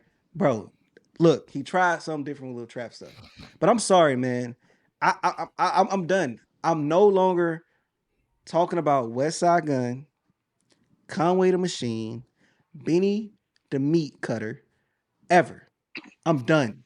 Yeah. The Butcher, my bad. I'm done with this, B. I'm sick of it. I remember being a young 20, 21-year-old man listening to this and being like, hey, yo, they brought it back. This is about 50 years old. This is about 50 Chill years out, ago, chill out, chill out, chill out. Chill out, chill out. And it's not the same, bro. He's not doing anything different. He's not rapping any other way. Nobody really care about Westside Gunn. Give me a Westside Gunn bar. Nobody can do it. What Westside Gunn brought You to ever us, cooked a half a brick in the air fryer? That's like his most iconic one. That's his iconic quotable. one, though. That's a quotable. Give me a bar. Like a lot. Come on. Some me some bars. See, that's all you got. I got one. So look. Now, Chance, I will give you the benefit of the doubt. If he would have asked me the same question about my favorite rappers, I wouldn't be able to say this, but I got a bad memory. So I'm very bad at the lines and the quotables and all that. But if I hear the song while I'm rapping it, I'll know it. I'm just saying this, man. I'm sick of it. He need to evolve his sound in a way. Do something different with this production. Because I feel like Mike got on there. Something like Mike is Mike. He got on there and flowed so much better than like what Westside's doing. Westside, bro, stick to curating or whatever. He like go curator, or whatever he said. Man, get out of here, man. I'm done. I'm really done with Westside Gunn. I love Westside Gunn. I have a extensive history with him. Supported a lot of his vinyl, all this back in the day. But I'm done, man. B, what you got to say? For me, I don't see the difference between this project and the Still Praying, besides the DJ drama yelling on it, honestly. I mean, wrestling cover art, him yelling boom, boom, boom throughout the whole thing. And I hate to say it like this, he's just a more pretentious avant-garde Rick Ross. Because I listened to Rick Ross's project this week of Rich Forever, and I'm like, I can imagine Rick Ross saying all this. He's just not as artsy-fartsy as Westside Gunn. Westside Gunn has no... I see the appeal of it. There is no appeal for me. Because to me, every time I hear Westside Gunn, it's something samey. He never changes the flow up. He keeps the flows the same. It's stagnant. But I do like the features on this project, though. See, that's the funny part. I like the features on here. I liked Benny. Benny sounded good on here. Stove God Cook sounded good on here. Who else was on here that I liked? Mike was on here. Really enjoyed that. Mike has been on a nice little run this year. I just don't know what it is about Westside Gunn specifically. And this is why I always say that Benny is my favorite out of the Griselda camp, because he's going to go into that mainstream realm, but he also has that gritty sound that I like. So he could do. It's like he has a jack of all trades but a master of none. To me, that's what he kind of is. And so with me, Westside Gunn, he just stays in a very comfortable pocket. And it's like he keeps doing the same project, hoping that one just has all 10 out of 10 tracks. I'm just like, you keep making the same thing, you keep talking about the same thing. And the worst part is he has no line as iconic as the "Have you ever fried a brick in the air fryer or cooked a brick in the air fryer?" He don't have no quotable or iconic line like that on this project, which sucks because every time I hear a quotable like that, I'm like, yo, that is fire. Like, that is hilarious, but also fire and very creative. I don't feel any creative genius. I feel like the creative spark that Westside Gunn probably once had has to be gone now. It's And I gone probably now. just got it to him too late. You seeing That's it. how I But feel, though. it was dope in 2015, 2016, but he's still doing the same thing. And he's catching people on. Like, I understand. Chance is young. So it's like he's new to it. It's a new, fresh sound for him. But Agreed. but some people that's been sitting with it for years, it's like for me, I'm you're not giving me nothing new, man. Nothing fresh. Like, I'm sorry. I heard this album before. I put on Twitter, I heard this before. And they say, oh, it leaked. I'm like, I don't listen to leaks. I just heard this album before. It's like it's nothing different. I'm like, bro, and nothing separates. All this stuff is it runs together, bro. Let me play this album and another album that he put out like probably last year. Let me put them side by side. You listen to them both all the way through. You wouldn't know when another album start if you just, you know what I'm saying? Like it'll be like, dang, it's a long album. It's a double disc. This too? Yeah, this too. Like, bro, like I'm good, man. I'm sorry. I'm sorry, Chance. I know you like Westside Gunn. I'm sorry, bro. Now you get. Chance, the only advice I have for you, do not post this on Twitter because you will get blocked by Westside Gunn. Oh, This is what happened with me and Freddie. He ain't gonna block me. I was praising him. He ain't gonna block me. Oh, don't worry, Chance. Don't worry, he will still block you because that's what happened with me and Freddie. He was saying the bad stuff about Freddie, and I got blocked. What was how did Freddie even like find it? Like, I posted the clip of I posted the clip of him talking about the album and saying my co-host is doing Freddie dirty, and Freddie just ended up blocking me. He tagged Freddie. We tag people. We want them to see if we hate their stuff or if we like it. Yeah.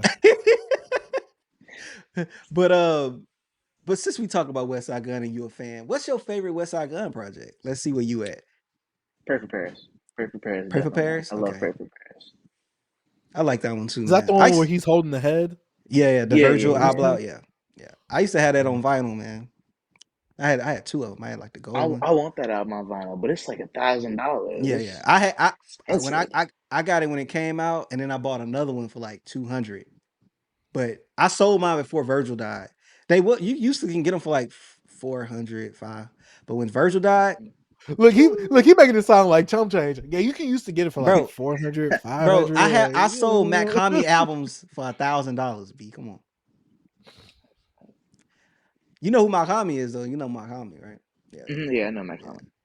See, I sold some of his stuff for a lot. I sold some Westside Gunn stuff, bro. I got screenshots when Westside Gunn albums was going for $65, man. On eBay, I remember, bro. I remember when freaking Fly Guy came out, and I was like, I'm not gonna get it on vinyl. It'll be up. It took a few days to sold out. And man, Chance, these are the type of talks that infuriate me because he had albums that I really wanted.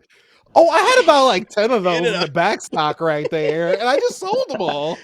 No, because I sold none left. I sold my vinyl collection, bro. But I had a lot of stuff. Bro. I'm trying to build up my vinyl collection now. I got like 5, 8 of them like right now. Oh yeah, bro. Come on, I'm really man. trying to dig mine out. Slow burn. When you get that job, bro. No facts. We gotta go crate digging one day. Yeah. But yeah, man. What we talking about now, B? Man, look, we off the Westside Gun Hills Have Eyes. Chance, you liked it. B, You said me? Yeah. Let us know what y'all think about that Westside Gunn, Hills Have Eyes too in the comment section. But now it's time to get on some real rap talks, man, because we goddamn love the sport of hip hop. Hip hop and ChatGPT. Now, Chance, you are a young whippersnapper. I know you probably use ChatGPT for some things that you shouldn't be using it for. Homework, maybe. I don't know. It wasn't existent when I was in school. I know that. Allegedly. Allegedly, of course. We would never send this to any of your teachers. How do you feel, Chance, about the authenticity of people writing their own raps versus I saw, a robot writing it for them? I saw the Baby Chief do an interview when he was saying he was using AI. I can understand how he could use AI, but I don't understand if you're already an artist, like you've had a long career already, and you're using, may well, yeah, I don't understand if you're like a long artist, like using Chat GPT. I don't Hmm. understand how that could benefit you in any way by just using Chat GPT. You've already been in the game for such a long time. You're using Chat GPT to write your rhymes. Like that's Hmm. crazy to me. It's fucking crazy. See. Chance, I'm glad you brought this up because B put a video and reference in the chat about ChatGPT and Baby Chief do it talking about how ChatGPT just won't write you the song. You got to write the prompt or whatever. God dang it. You got to write the prompt. You got to start it off and it'll write the rest of the song for you. And while he didn't take everything that ChatGPT said verbatim, he used a few things from ChatGPT to get a little quote unquote inspiration. And also, Freddie says that, he says, I think he said that he was in the studio with someone who Hmm. used ChatGPT and he just can't Yeah. imagine people really using this and it being considered art. Now, B, I know you about to say something, but I had to give a little context for the viewers just not coming into this. B, Nah, what are your man. thoughts? Nah. My thoughts is like this sad, but we've been talking about AI all year. I was actually working on a Mhm. whole video about it, B. And then I'm like, I think it is what it is right now. We are gonna see AI used in every business now, every what's the word I'm looking for? Industry. What would you have something to say? One person who I hate, oh my God, he's using so much AI now. Okay. It's Kanye, and Oh yeah, yeah. he like sacrilegiously uses AI, and it's some of like his worst music ever. And He it's do it in his just music videos too. yeah, his music videos too. It just irritates me because I know he has some creative juice left from I don't know because Donda was a little bit a while ago, but I just know he can. I just know he can do it. He just doesn't want to do it. Like that's what pisses me off about it. It's like this, right? Me, I use ChatGPT when it comes to notes or like research. Like, let's say I'm doing my research myself, but I also use ChatGPT if I wanted to like go into in depth or something like a deep dive or make hit some sources that I probably just didn't want to go to. Like, I never use it in a way of just being lazy or like writing for me or creating something for me like a script or something like that. Like, I don't need that. But I feel like a lot of people are using it as like a template, like how Baby Chief used it. He was like, okay, write me a rhyme. Okay, oh, this is the bars I say, ChatGPT, like, oh, spit this. So he used it as like a template. Oh, I'm gonna grab that and grab that, and I'm gonna enter my actual rhyme, my flow, my this, my that. Like, I understand that, but it's still kind of when it come to artistry, it's still kind of iffy. It's nasty to me. I think as a writer, bro, if you a rapper, and if you put yourself as in a game like, oh, I'm a rapper's rapper, or like I'm all about my rhymes, using ChatGPT is just it's blasphemy.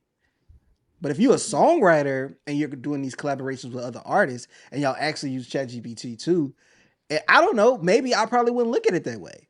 Like we nobody has a problem with you know Beanie Siegel using ChatGPT. I mean, he's not using ChatGPT, but he using AI to help his voice to get his old voice back, which is it's commendable. Like we like that because he actually has.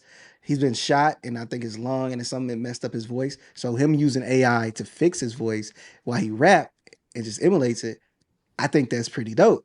So there's other ways we could use it. But writing a full verse using ChatGPT, are you gonna put him as a writer right there? ChatGPT writing Mm-mm. 4.0? I pay $20 a month for No. this. Facts, exactly. I own whatever I put in that prompt, god dang it. That's all me. Look, B, the prompt is only as successful as the prompt writer. correct.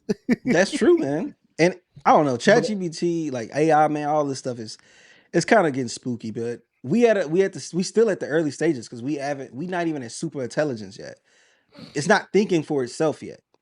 You know what I'm saying? It's pretty much just helping us get to steps like around things. It's not thinking for itself. I think the scary part about this whole conversation, and I've brought this up because we talked about this plenty of times. Mhm. Chance, do you know who Hatsune Miku is? I've heard the name before. Yes. The anime avatar girl with the green hair, the pigtails. Oh She's like an yeah. I know. icon or whatever.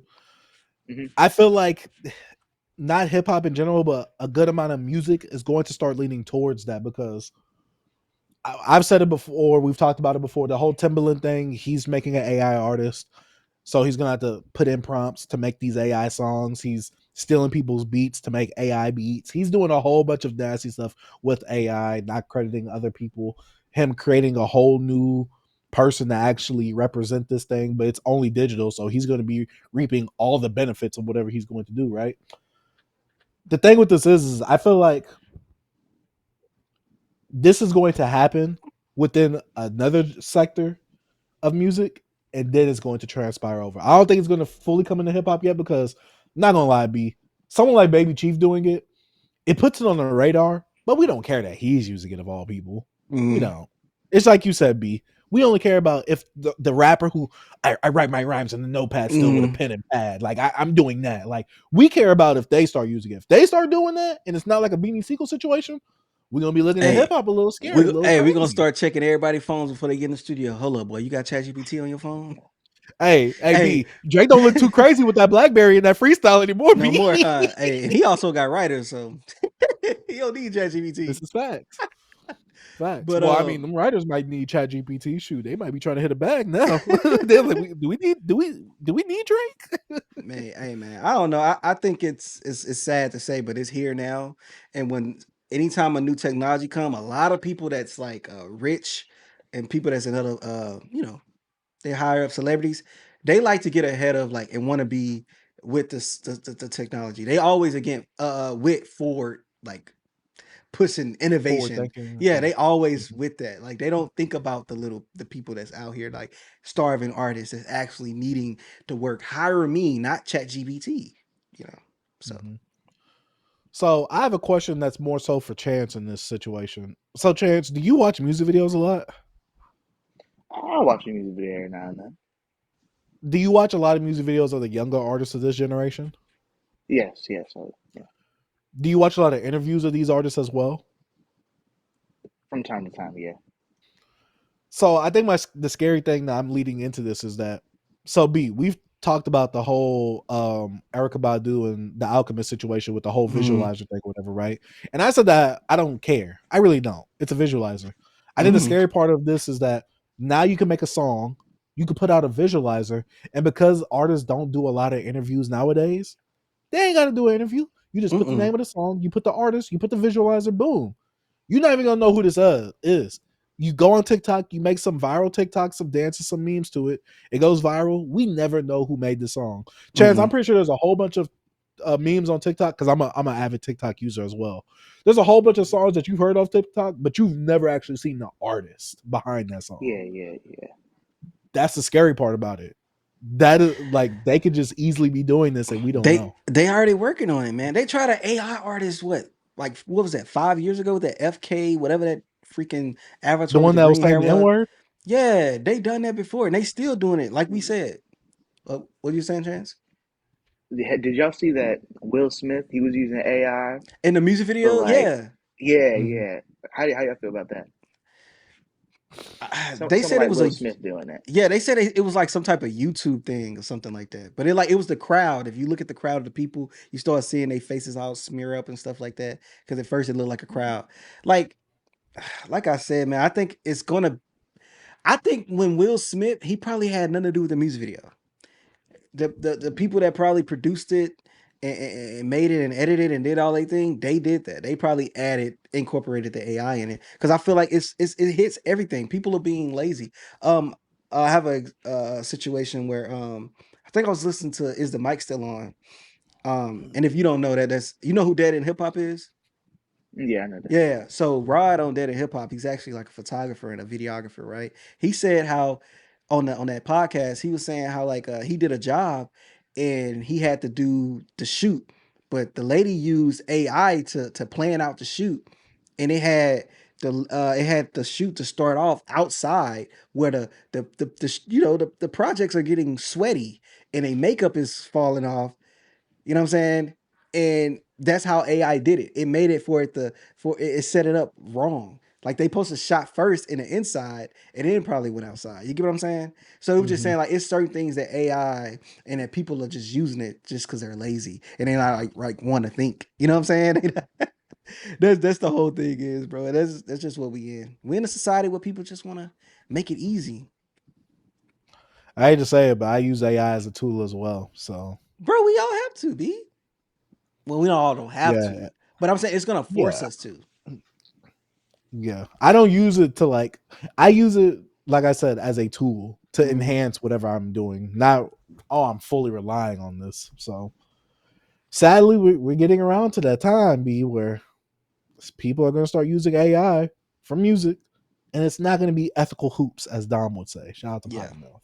It's not going to be ethical hoops. Y'all Mm-hmm. got any closing statements on this though? Mm. Mom, I've used AI for one or two assignments. Don't judge me. Hey, bro. Hey, allegedly though. Allegedly. Allegedly, I allegedly. ain't gonna lie. If Look, I that was teacher just, gonna pull you in on Tuesday. Hey, Chance, what you say on that show? What you say? I was upset when I graduated high school.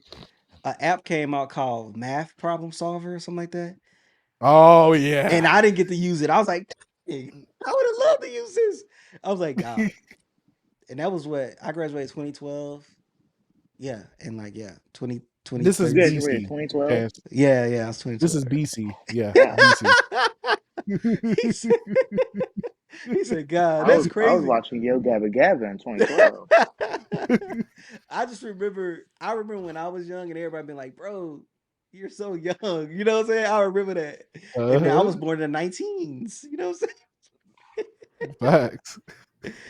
Oh my God. Oh man. But speaking of old stuff, does hip hop celebrate longevity enough? Who wants to start this? Who wants to start this off? Russ recently went on LC's show. Was it on the record or off the record? I think it's called On the Record, right? Or Off the Record. I I don't could know. I could be wrong on that. But LC is a prominent hip hop Twitter user slash media personality. She Yeah. also has her own show. On Revolt. I've yeah, I'm not gonna bring nothing here, but Oh yeah. you know she has her own show. She's yeah. There's been plenty of times I'm like, Yeah. but she has her own show. She brought Russ on the show as a guest, and he was talking about a lot of artists growing older in hip hop and still being relevant to this day. And for us, I feel like we've been kind of celebrating the legends, but we've also still been critical of them because just because you're getting older don't mean that, we could just take it easier on you. No, you have more things to talk about. For me, my closest example is Nas with his King's Disease series and his Magic series. He's 50 years old. He was coming out with 6 great bodies of work within 3 years. Even though I can't say that this is the rule for all older hip hop artists, I can say that he is setting one of the standards. Him, Jay-Z, a lot of the artists that are now releasing under the Mass Appeal deal, like Slick Rick, Ghostface, Raekwon. A lot of these guys are older from the 90s, still rapping to this day, still sounding good. Now, while the projects might not be the greatest in their discographies, we can still respect that they are still growing old and gracefully within hip hop. I know that we have made fun of a lot of older projects here, but we are still glad to see our legends age and grow gracefully because this is the youngest genre in all of music, or at least the Yeah. youngest main genre in all of music itself. Chance, I gotta ask you, as someone who's young as you are, when we was your age, we was going through the blog era. If you don't know what the blog era is, Drake, Kendrick, J. Cole, Big Sean, those are the artists that we were growing up with. So for you, it'll probably be like maybe X, Juice World. You'd probably be in that range somewhere, like the Yeats, Ken Carson's. That's all you right now. Yeah, yeah. Are there artists that are older that you listen to a lot that didn't come from your generation, that were generations before you? Like even potentially artists that came out before you were born. I would say so. Yeah. I like a lot of old South hip hop. Like I like a lot of UGK. I like a lot of Outkast. I like a Mm-hmm. lot of them. But I thought something like about Andre 3000. He said he can't even like come up with like he said he can't release like a rap album because like he can't even think about like stuff to rap about. Like and so I don't know. I would say I definitely celebrate them a lot, but I don't know if you were to ask like somebody else, I don't think they would as much. How what could make, because like not just you, because you're not the traditional uh rap fan, because you Hip know hop you like listener. hip hop listener, you more in depth into like you try different things. But it's like for some of your friends, what could get them into listening to a LL Cool J new album? What you think? Like No, nothing. I'm not, gonna be honest with you. I don't think anybody's trying to listen. I don't think anybody my age trying to listen to LL Cool J. I look, was like, hey bro, you trying to listen to LL Cool J? He'd be like, man, cut that shit off. a Like, fact. I'm Yeah, not yeah. trying. I'm not trying to listen to that. So look, see, this is Yeah, my thing, right?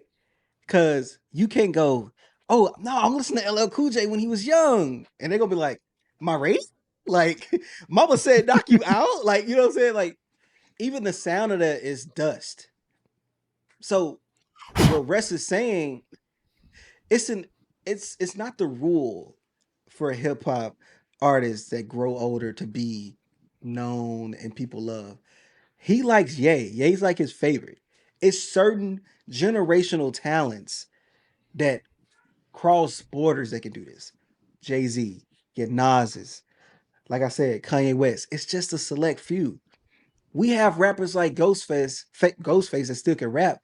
But bro, did you listen to the new Ghostface album? nope. It's certain artists that can't do it.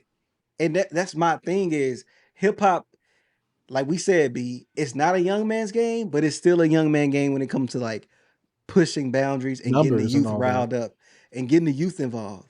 So, like Chan said, nobody feel listen to no LL Cool J new album. If eight look, but watch this. If Andre 3000 come out with a rap album today, are you listening to it? Yes, for sure, Trid, definitely. but I'm just saying, he's a generational talent. He crossed. He don't even speak to generations because it's just certain artists can do it and some can't. And that's why I think we need to understand. Like Russ, you're gonna have your cult fan base when you get older. No young kid gonna want to listen to you.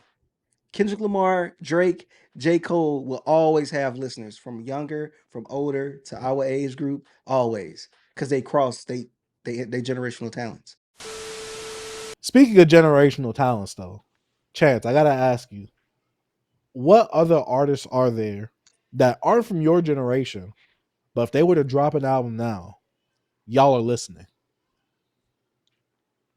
Like new age artists or just artists in No, general. no, like older artists not from your generation. Like how we said Andre 3000, if he dropping something, oh y'all gonna go listen to that.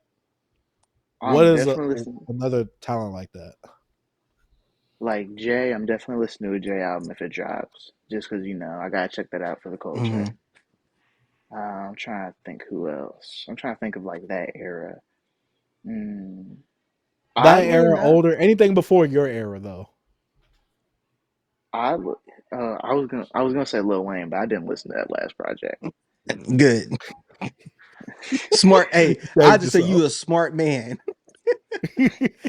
Uh, M, I feel like I probably listen to M. New M Mhm. probably. Mm, let me see. Oddly enough, I feel like 50. I don't know why, but I I, just feel like 50. okay, yeah, I think if 50 drop, we gonna listen just because he haven't put out an album out in a while as well. Will Yeah. we? You won't listen? I would listen, but I guess I don't feel that way because 50 came out with a verse on Nas's album on Magic 2. And a few people heard it, but not a lot of people was trying to go check that out. Yeah, but And that's 50 and Nas. I'm not saying the album gonna be some type of cultural movement, but I'm just saying if 50 drop an album, he's still like relevant. I think people will still check it out. I ain't saying it's gonna sell like 150 first week. Oh no. Yeah, but I just think people are gonna check it out. Definitely Nas too, Dang. because I listened to King's Disease 1, 2, and 3, and I actually really did like those projects. Yeah, I still ain't listening That's to none. all. I only listen to King's Disease 1 and Magic 1. I didn't have to listen to the other Magic One ones. is the one. I haven't Yes, listened you to did. Magic's ones yet. I probably gotta listen to Ma- Magic. Magic One and King's Disease 3 are the best. But yeah, does hip hop celebrate longevity enough? What did Andre 3000 said? It's hip hop, man. It's about the youth. You know what I'm saying? How do you do, fellow kids? Yeah. Y'all let us know if y'all celebrating the legends and don't be fake. Cause don't y'all be saying, oh yeah, we need to support the legends enough. But I didn't see no one talking about that Rakim album last year. I'm just saying, B. We was the only ones that really talked about it last year. Mm-hmm. Check the Yeah, technique. y'all let us know. Oh, he ain't listening to Rakim. Have you listened to Rakim? Nah. That's too dusty. Ooh. But yeah, let's go ahead and go on to the Wait. last topic. Oh, Can I say something before it's off topic? But what's like up? What's up? Go ahead. Go ahead. Go ahead. I saw I was looking back because Carti is one of my favorite artists.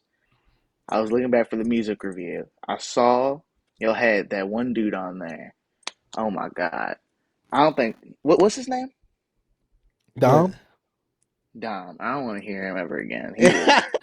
He was bu- he was Shout out to the homie Dom, ballistically man. he was ballistically hating on I Am Music. I think I Am Music is like 30. It's like 30 for 30 for me. I'm not gonna hold you. I love I Am Music. Every track on there slaps for me. I don't know why, but it just clicks Yeah, with me. Like I just love I Am Music. you got That's the that's all I youth. had to say. No problem, bro. Hey, shout out Dom, bro. Hey, young boy said you was wilding because I'm trying to remember. I remember he was saying He was Cardi like he was was like he was done. He was like saying there was only like three good songs on that Yeah, album. yeah, And B, I'm not gonna lie.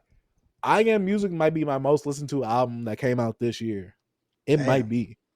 Cause I throw that album on whenever I'm at work. I just throw it on. If I don't know what to listen to, I just throw on I Am Music.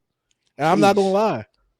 I Am Music is one of those things that I thoroughly enjoy, but it's also because I have a heavy bias towards trap music. I grew up, Chance, if you didn't know, like I said, during the blog era. A lot of the production that Carti was kind of going over was kind of like production of that era when it was going not from the futuristic swag rap era, but production after that towards what Metro Boomin kind of made it into now. And so I really enjoy the project. Are there like a lot of songs on there? Of course. Is it a long project? Of course. I'm not gonna. If you don't like trap music, you're not gonna like that music in general. But for me, an album like that, it just clicks for me as well because I'm just like, dang, I'm like, there's so many songs, and it's funny because the non-traditional trap songs on there, like the I rather lie than lose you, like that song, I'm like, all right, to me that's a skip. Like I liked it on the first listen, but now when I listen to the album, I'm like, yo, I gotta get that out of here. But a song like Fine-ish, I'm like, oh yeah, I'm in there. yeah. Like I was saying, Chance, that album clicks for me. I don't know what it is. I'm youthful at heart. I was anticipating an album like this. I really loved Whole Lot of Red. So I like Whole Lot of Red well, too. I hated it initially though. I'm not gonna lie to you. I hated it initially. But I grew to love that album. I think it's the last classic hip hop album we really gotten in the past few years. I feel like a lot of people didn't like that album at first. Nah, they didn't. No, they did. No, a lot of us hated it. We was like, what the F is this? I liked it though. I'm a I'm a It's I'm a I'm a die lit though. I'm a die lit guy though. Yeah, it's different. It's like to go from Dial-It to Whole Lot of Red is like such a stark difference. It's crazy. Yeah, it's different, but some of it felt dialitish to me. Not all the way, Mhm. but it had some dialit in there. But nah, whole lot of red. He was pushing it, bro. He was on his shit. He did some different stuff. I liked it though. Yeah, I think the whole atmosphere behind both the albums are completely different because a Die Lit with the more cloudy like atmospheric But he production goes in, versus it's more cloudy stuff, but he do have some stuff that's kind of ragey on there. He a does few on dialit. things, Yeah, I'm a saying it's not a few, lot. a It's not few. a lot, but I'm saying it's there. It's I feel there. like yeah, it was president in it, but like Whole Lot of Red pushed it. Like that distorted bass, the loudness of it, Mhm. Carti being very animated versus his last album where I don't know, chillin' with guac. I don't know, nah. I'm a whole lot red. I've been in the back. But yeah. It more like the fake industrial, I'll say. Not as industrial. It's like fake industrial. But Oh, we got you for that. Ye last album though. Oh, I haven't went back 10 to out it of 10 though. for me. I need to Oh, go. I have so much fun, so much money. I had so much fun. Oh man. But let's go ahead and get to this last topic before we have to talk about Chance's hot take, man, from earlier. Yeah. What new artists can help hip hop for the future? Now, B, I know we the young old heads. We gracefully aging. I got a gray in my beard somewhere around here. Oh, I don't I know if got the gray camera all picked it right up. here. Hold up. Yeah, I'm looking got like the salt gray. and pepper on my beard right now. I got the gray coming, man. But Chance, when I was your age, back in my day, we had this thing called the blog era. This is when music was getting released on Dat Piff, live mixtapes. We even had a counter of when music was dropping. This was before streaming was a thing. No one was thinking about no Spotify, no Apple Music. You had to download those MP3 files. You had to put them on your phone. Oh, local files? That was all we had for music. Ain't nobody was buying no music He off don't know about iTunes. eShare, Shoot, you don't know about LimeWire. LimeWire, Mega FrostWire, Upload, Rapid Share, Torrents. Hey, Mediafire. Pirate Bay. Come on, man. Hey, this Arrow was Milk, during all right. see Two this Dope was a Boys. Two Dope Boys. Oh, we linked, B. That's what I'm Come talking on, about. man. This was back in the olden day, Chance, where you had to go on the blog site, you had to read the article to see what was new and hot and fresh. Nowadays, we don't have curators like that in the space. Now, Chance, I gotta ask you, who are some creators that you watch hip hop wise? Who are some people that you follow on the internet hip hop wise that you like, yo, I gotta get their opinion. I gotta see what they listening to. Like what's their take on this right here? I really got only one person. Sean C. I love Sean C. Sean C. is Okay. like my favorite. He is like my favorite. He's like a good mix of everything. He's Mm-hmm. funny. He has good opinion on music. He listens to a lot of stuff. He listens to like a Mm-hmm. lot of rap and a lot of that stuff. So Right yeah, on. I would probably go Sean C. That's what's up, Definitely not man. Fantano though. Yeah. I actually introduced this guy to Sean C. Like, remember you hearing You know Sean Yeah. C? No, not like No, that. Not not like that. real Not like life. that. Okay, Nah. okay, okay. He introduced me to his content. To his Okay, content. okay.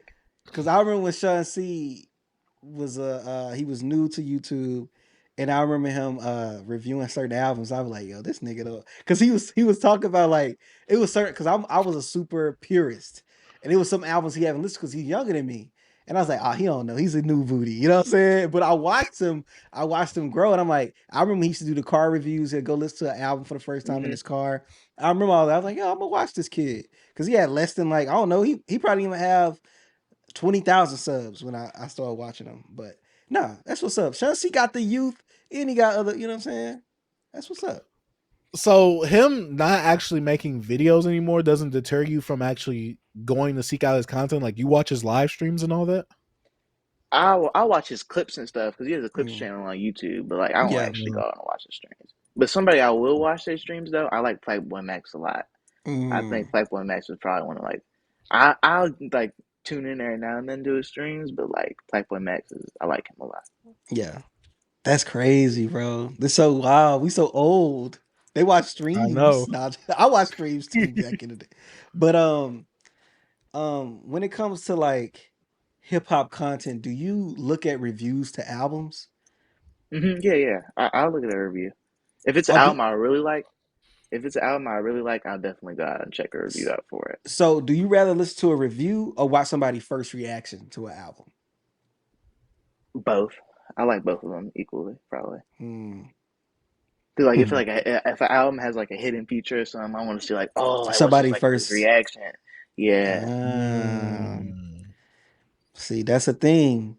These kids, Do they you they ever have you ever watched a live reaction? Like, have you ever watched one and was listening to the music at the same time as the streamer? Oh no. you haven't. Okay, Okay. dang. So you don't watch the Company Man? You know who that is? Do you know who the company man is? No. Okay. Dang, so only hip hop YouTubers you watch is Sean C. And I And like needle that in hip drop, hop kind too. of. L Dead in hip hop. Them our OGs. They actually I'm trying. shouted I'm us out, Mm-hmm. bro. That's what's up. Mike Seatown. I like Mike Seatown. Yeah, Mike. You know what I'm saying? Mike. Those are goats. Yeah. We did a Mike Seatown video, and that's why they shouted us out in one of their live streams. That was I almost shed a tear. Shoot, I did shed a tear. Hey, man, I almost cried, bro. I was like, man, that's That's so our shoot. dope. That's our drop. That's our That's drop our at the drop, beginning of yeah. some of our episodes. Shout out to Beyond Beats and Culture from Rod. But to get into the topic, I was thinking about this because we had these conversations about who is the new guy, who could be the new group of people that's coming up in hip hop and that can kind of switch the culture up or make a shift into the music, and like they can actually have a new movement. And we young, so we not tapped into the youth because when we hear it, it's nothing but noise sometimes to us, or we just don't understand it. I just want to know, do you have a group of guys when it don't have to be hardcore purist hip hop. It could be like you said, the rage sound or just something different that you could see being like some new guys into hip hop. Do you have any guys that you can see being the future of hip hop? Like that. Well, I don't know because he's pretty mainstream right now, but I feel like JID because I feel like JID he like crosses between like new school and like Mhm. old school a little bit. But one thing about JID, he older than me. He older than me. He's older than Yeah, he is. He he's is old. I he's forgot about that. older. That was saying like youthful. Because people always use JID. I guess because he's so scrawny. He like a little baby. People think he young. And to give more context, like when Drake came out, he was in his 20s when we was Mhm. listening to him. So like those guys like Kendrick Mm. Cole and them, they were in their 20s, like Early coming out with 20s. like Thank Me Later's, Good Kid, Mad Cities, and all that. They was coming out with that in their early 20s. Like Jid hasn't even reached half of what they've reached by their mid 20s probably, while we were still like in high school. Yeah, at all. He's So it's one of those 34. things where it's like they got to be leading the force. Like a good example kind of was like Playboy Carti to a degree, because like I said, I think that Playboy Carti has the last classic album that we've had in hip hop. And for me, a classic album has to have some impact and influence, and it has to change something. And Playboy Carti definitely did that with the whole rage sound in hip hop. You can see that in a lot with You artists heard like you heard this Store album? Lonely. Oh my God, is that Mavi? Yeah, Mavi. Yeah, yeah. Was that Shadow I haven't Boxer? listened to his. Yeah. I haven't listened to his albums, but I definitely need to listen to some Mavi albums. I like a Hey, lot of his features. check out Mavi. Mm. Check out Mavi. But look, with Playboy Cardi, right? Well, how old was he when he put out Whole Lot of Red? 27 or something? He's like Yeah, our yeah. age. Yeah, because Uzi is I think 31 now. Yeah, I think Uzi try to lie by his age. Uzi's my age. Chief Keef came out. He's literally my age, Yeah. born same year and all. And So Joey, same year and so all. it's no guys. Have you heard of we talked about this kid before, but a lot of people he's been a lot good co-signs from like Kendrick Lamar, Tyler Creator. His name is Lil Reezy. Have you heard of this kid? I I've heard his name before. Yeah, I think I might have heard in like an interview or something. Yeah. So is it any guys that's in around in their early 20s that the kids are listening to your age group that's just like, yo, he's just is who we jamming? Is it any guys like that out here? Somebody I'm jamming into a No, lot. Joe, no, His just name's that as popular amongst like your friend group and people around your age group. people like his artist. He signed to YSL. His name's Non Vicious. I really like Non You Vicious. like Nine Vicious? Uh-huh. See, He see be this. he be overly doing it with like the nails and stuff and the Mm-hmm. edges and stuff. But like Oh, let him do his music thing. wise, See that's not the problem, because you gotta think we had Young Thug back in Yeah, our we day. we we know hmm all Young that. yeah. Thug None of was that's fully going, like Young Thug walked so he could run. bro. hmm I painted my nails before. I used to have nose rings. Chase used to have contacts in his ear. I mean his eyes. Like we all done like, we ain't like those super old heads. It's like, oh man, he Hmm. can do whatever he want. Musically is what we talk about. I checked out Nine Vicious before. I didn't see it. I was trying to understand it. What about Netspin? Nespin Nespin's very hit or miss. I ain't gonna lie. I like that On Beach one Leak song. I like, this guy yeah, yeah, I fire. like that. Cause like Nespin he'll drop like the most beautiful track ever, and then next track he'll drop it'll be some BS. Like Yeah. it's It's weird with him. Somebody else I like, his name is, it's an artist, his name is Shay. I really I like listened to Shay. that. I could CHE? not. Don't he got a Rest in Bass album or something like that? You Yeah, know the I album I didn't like, talked about it. I Hmm. didn't I like talked Rest in Bass, but a lot of his old work, I like a lot of Shay. that new album people was praising. I'm like, this is nothing but noise. He's not. I still gotta hear it. It felt like he wasn't like they're building off this rage sound, but they're not trying to make it better or even like it's just not. Excuse me. I saw Trippie Red today, right? And I don't know if y'all you know Trippie Red. Trippie Red looks totally different. Got black dreads. He got a little goatee. And he was saying how like when we was making this type of music, like the old like Drain Gang and all these guys, he was like we was trying to recreate that and make something better. And he said the new kids not doing it. When you see Trippie Red talking about the new kids, and he was the total pole, total pole, total pole, like you know what I'm saying? Like I remember when he was out and like and he see it because I see it. I see that the kids are trying something, but they're not innovating it. It's like they just trying to create a whole lot of red, but noise. The songwriting's out there. They don't have none of the hooks. Like they're just not. I don't feel like they're trying to add on to it. That's why I think my problem is with the generation right now, and I'm trying to But fight see, for them. I think the thing is that rage is the new trap where, oh, that's not really hip hop. Oh, there's a whole bunch of clones and mimics of this one genre. And this one genre because they're trying to mimic a certain artist in the genre that's big. I think obviously because rage does stem from trap, it's mirroring a lot of the problems that trap had back then because there was a whole bunch of trap artists that you probably was not listening to during that era of like the swag futuristic era or just a little bit before that though. To me, rage not the new trap. Rage is like the new, like, what's the lines of like a little peep, like that the emo rap, Like cause sad like trap. sad trap stuff. I feel like it's that Mm. genre because think about it. Not many people. Only person that kind of made it out of that to like a mainstream level is like Juice World. Triple X was big too, but he still had like an underground cult fan base, not like Juice World. So I think Rage to me at this point with the songwriting is not that accessible, bro.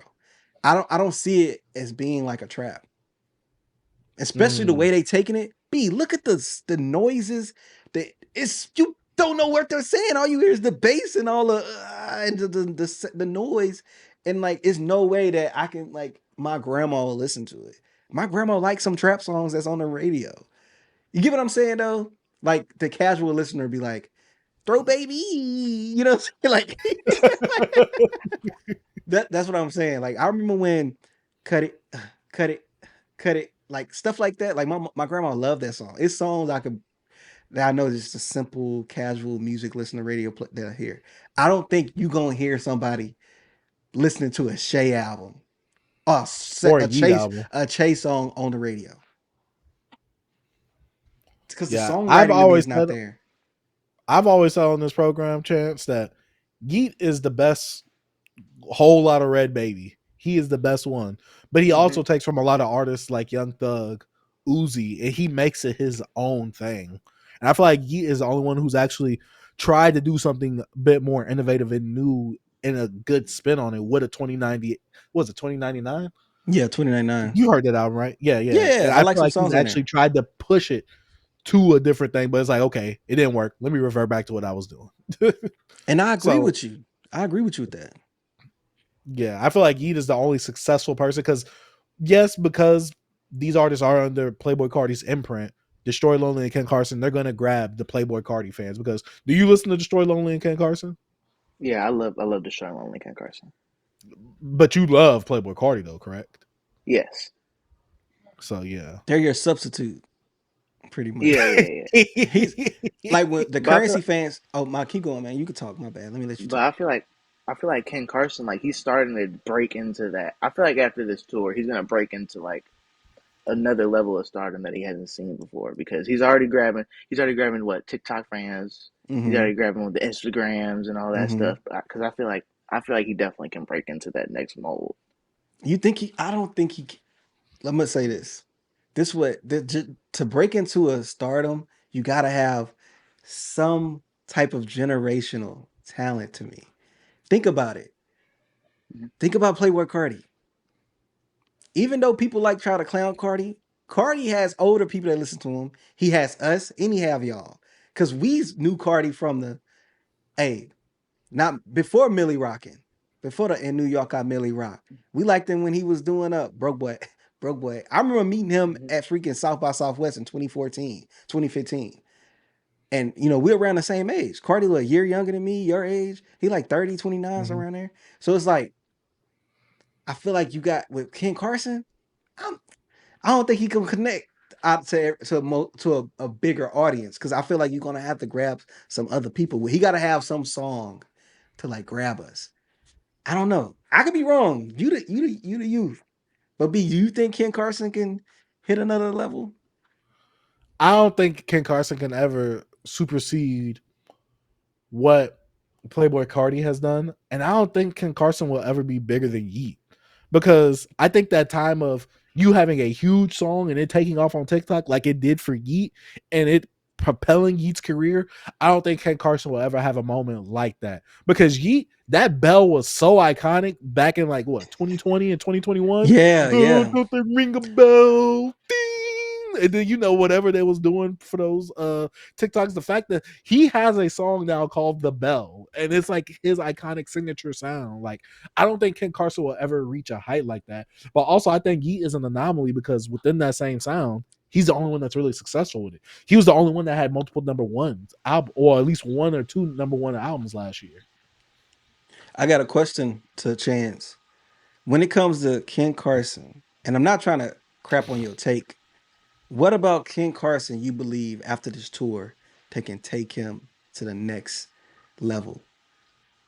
Mm. I mean, they going city to city. Like some of Mm-hmm. these cities are really big cities, like Los Mm-hmm. Angeles, New York. They have really good music scenes. I feel like if he could just he give a good performance, get some good music out. Think he gives another album. I think he really can take off. I'm I saying, think but if what? Cardi exposes him more, Yeah. Well, what about him? his Drake sound. took I think Kendrick and Rocky to a show. Only one Kendrick really was him. Rocky had his thing, but Kendrick was him. I'm saying, like, mhm. what would make Ken Carson like? What about? Because I know B, you like some Ken Carson stuff. What about him that Mhm. brings you? Is he just like a substitute for Cardi, or like what about him that shows what's the word I'm looking for? Differentiate him from Cardi. Mhm. What shows his difference from Cardi? Who, he me has a he has personally? Both of y'all like y'all both like his music. I played his stuff and it was like it wasn't for me. I was like I don't. You go first, Chance. I think he's starting. I think now most definitely because earlier Ken Carson he was getting a little attached to Cardi because I feel Mm-hmm. like it was like definitely like baby voice all that type of stuff. But I feel like now he's starting to make his own path. Like he's starting to like branch off of Cardi. I feel like. What about For you, me, B? to me, it's one of those things where it's like, who are the new guys of this generation? Because while Playboy Cardi is spearheading all this, to me, I'm like, okay, we need some actual youth, because I need people that's younger than this to lead this movement and to keep this movement going. Basically, it's kind of like when you have someone in your family that hosts a family reunion. Okay, you're gonna need some younger people to start hosting at some point. Ken Carson and Destroy Lonely are the ones to me that's really holding it down, because what was the gap gear wise in between Whole Lot of Red and music? Ken Carson and Destroy Lonely were releasing multiple projects during that time. We could throw in Homicide Gang as well, but they aren't anywhere near as big as Ken Carson or Destroy Lonely. So I feel like they're like you said, B, are the substitutes, and they're what's really keeping the genre alive for the most part, besides the Yeet, because Yeet is Yeet. But they're the ones that's really keeping it alive by pushing out so much of the music and so much of the content. But also they have the aesthetic behind it as well. I feel you. I think. But I I don't think think they're that. going to be as big as a star. As they're not going to be big stars. I think they just have cult followings. That's it. Maybe because of they still up under this umbrella called the underground as well. Maybe that sometimes words mean things. Because Carti wasn't underground, and he created a genre of the underground with all these these Carti clones he created, these minions, I'll say, these little minions. You know what I mean? So it's like them naming themselves the underground maybe pigeonhole them and like stagnate them. They stagnant. They're not gonna go above it. Yeet the only one that's kind of above it. It's like only one made it out. I just don't see Ken. I could be wrong, and I'm open to being wrong. I want to be wrong. Mm-hmm. If Ken Carson destroy Lonely Up, maybe Ken Carson go above that. I just don't see nothing from him that shows me like, oh yeah, he has the star potential. I don't know. I just don't see it. That's I my don't only think that thing. they're going to be stars because I think they try to go for this. I'm mysterious. I don't do interviews. I'm such a cool Mm. person. They go for this rock star.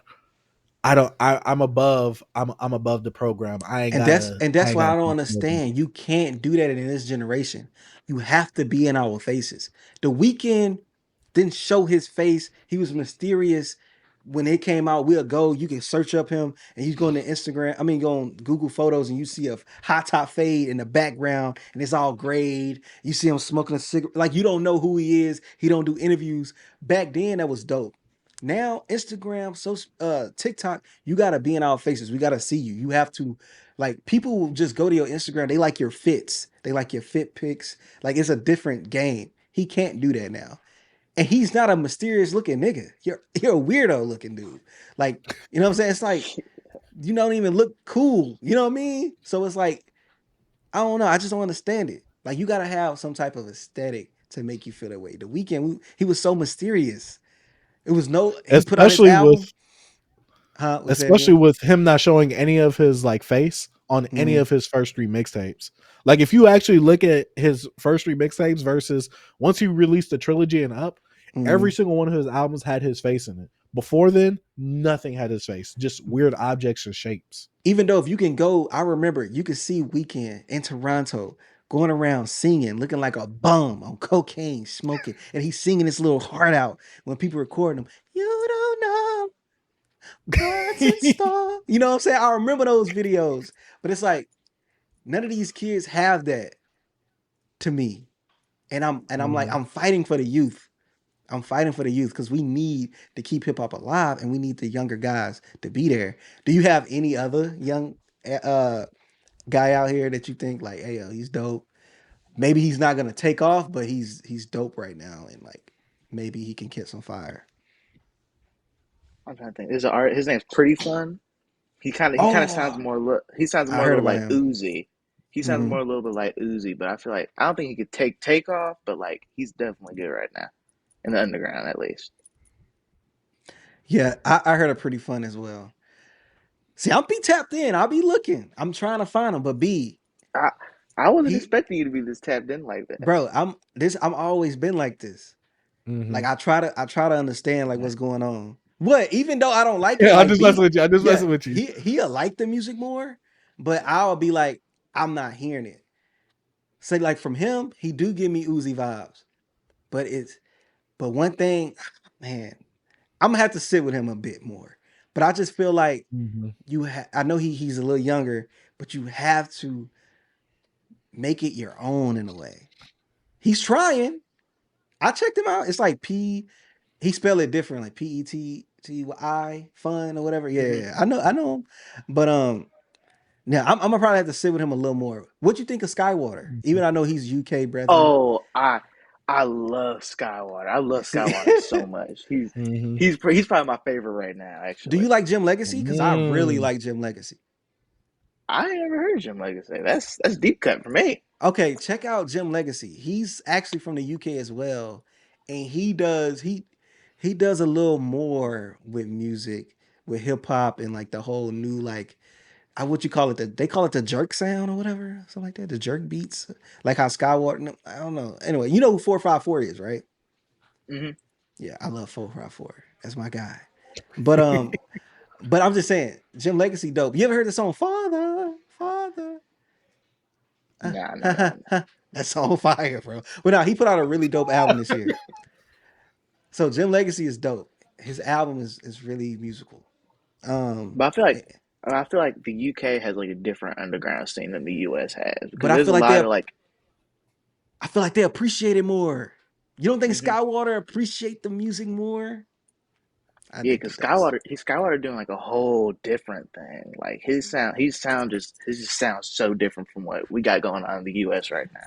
That's what I'm saying. They always be like actually appreciating the music. That's why I need us, our young youth over here to do, man. And I hate the Dang, B, root. you said that we don't appreciate it over here, B? You trying to Not say like that. Americans take it for granted? Not like that, bro. And not like we don't do it like that, man. We need to. But man. So you don't got nobody else you could think of that. Nah, not off the top of my head right now. But Xavier look, Sobays, but he's from New York. yeah, he's from New York. I know Mm. Xavier So Bass as well. You know him too, right, B? Mm-hmm. Yeah. So one thing about it, look, see, I'm gonna show you the pattern. It's a young man here. He's still in school. The pattern is he didn't name no guy that's a purist, like a hip hop guy that want to make great albums and be like a Drake or something. Everybody, the lane he mentioned was in the Uzi, Playboy Carti lane, all that. It's like the 2016 and beyond has so much impact to the kids now because that's what they grew Mm-hmm. up on. So this is why I try to understand when it comes to the purist in hip hop. What y'all was creating and what we listen to haven't impacted the kids these days like how the Uzis and the Playboy Cardis and the 21 Savages impacted them. And I want people to understand that hip hop is not the same no more, bro.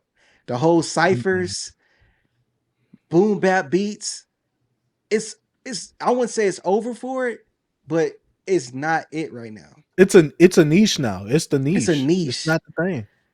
He named kids that's not the stereotypical hamana, yamana. You know what I'm saying? You didn't name them guys. And you like that type of rap. You like the Mavis. You know, you like the Nas's and the J's. The But you didn't mics. name nobody from that tree that's your age. Or not your age, but just up and coming. Mhm. You get what I'm saying? Yeah, That's yeah, yeah. that's what I'm trying to tell these old people out here. Yeah, It's the only just people that could break through like that is Clipse right now. Would let God sort them out right now. They the but only that's ones that's breaking but through.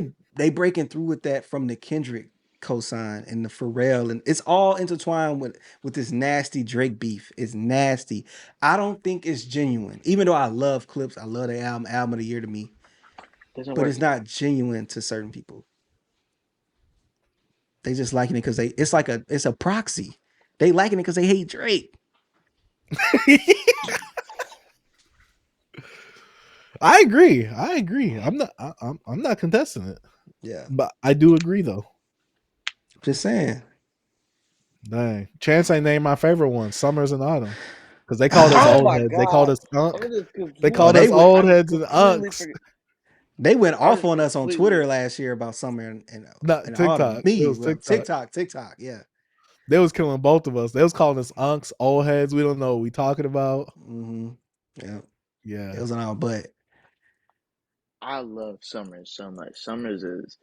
Summers makes beautiful music. Summers Yeah. make Summers makes oh my god. It's just and he be talking about like real stuff too. Mm. Like when he be saying like Brenda, I miss you, like I really feel that. you Like you miss Brenda too, huh?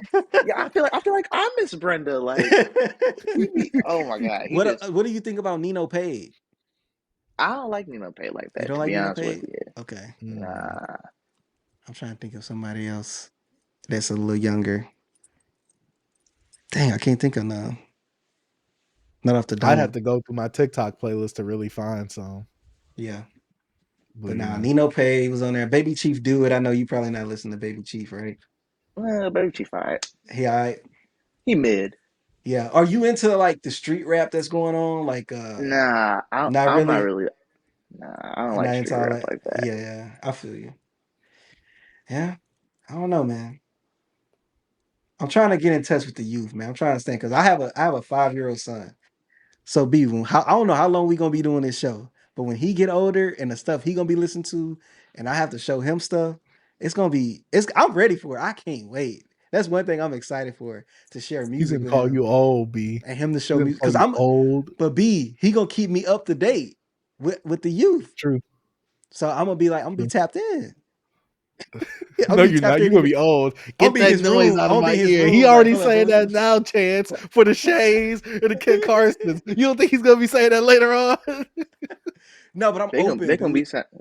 I'm they gonna be open. sounding so different when Yeah. your son like gets my age. They gonna be sounding. It's gonna be like they probably gonna be rapping over like techno beats or Yeah. something. Like it's Hey, gonna be man. Hey. so different.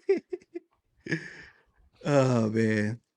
But Oh, that's about it for that discussion, man. But we do wanna,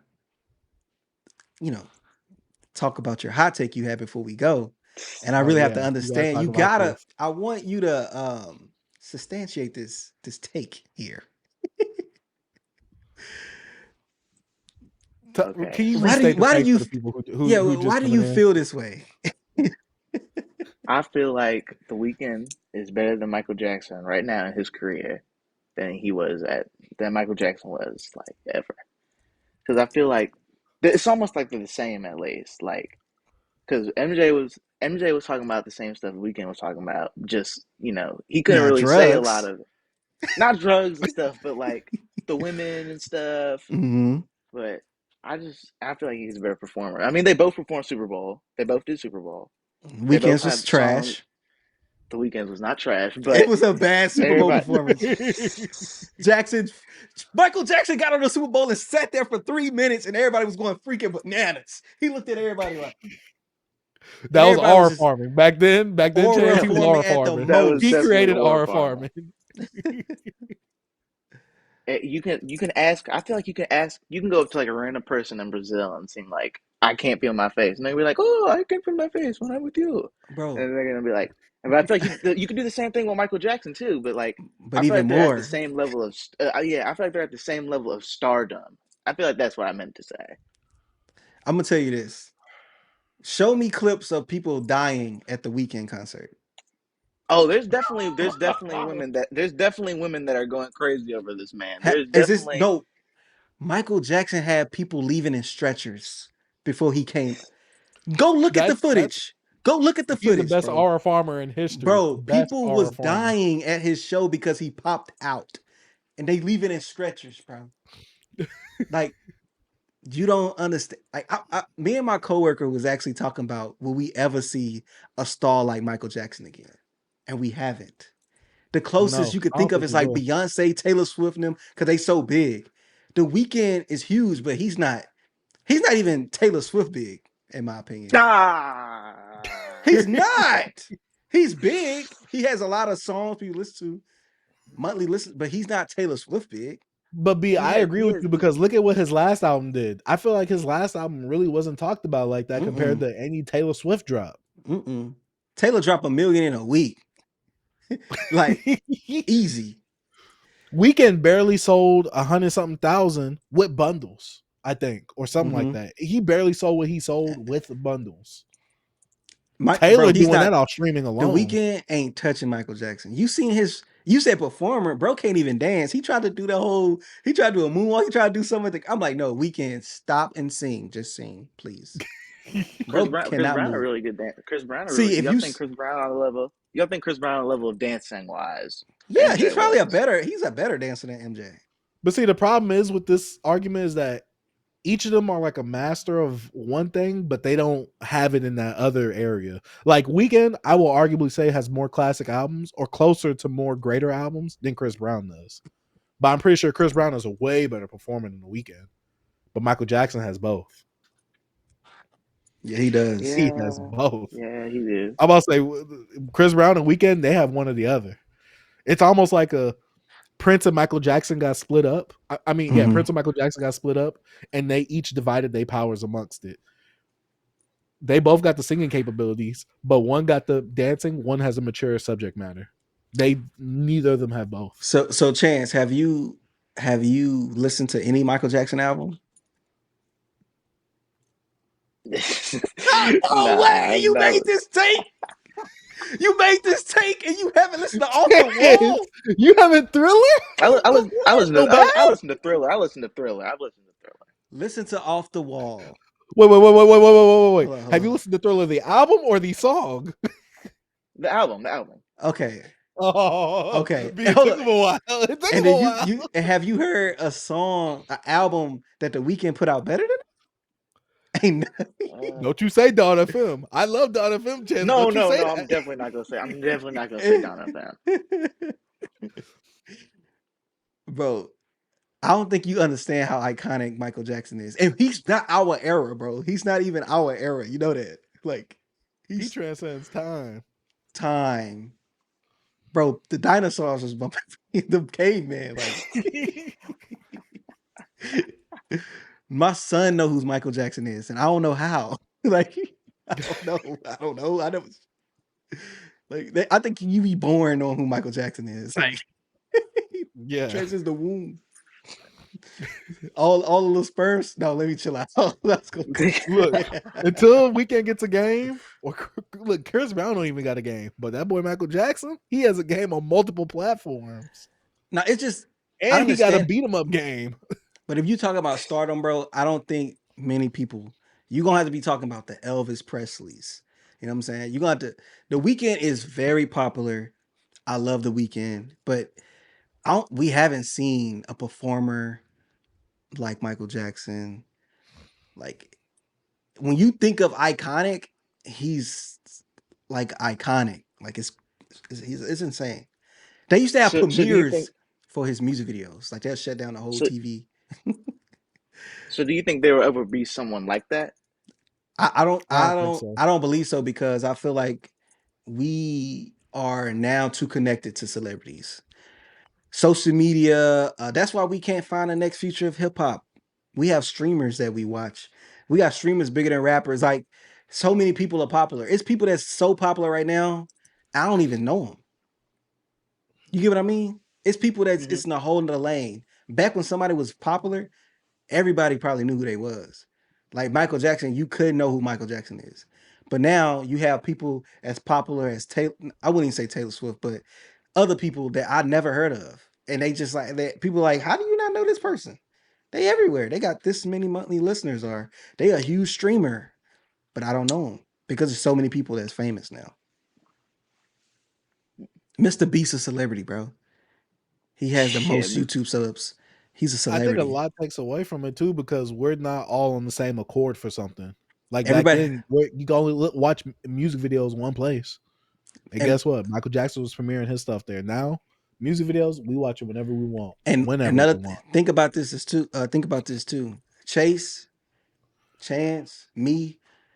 I give you my phone, and you get my Instagram. Chase give you his Instagram. You give me your Instagram. Total different experience, because your algorithm is you. His algorithm is him. We don't see the same things no more. Back then, even though they still control certain things we're available to, but now we control our own algorithm.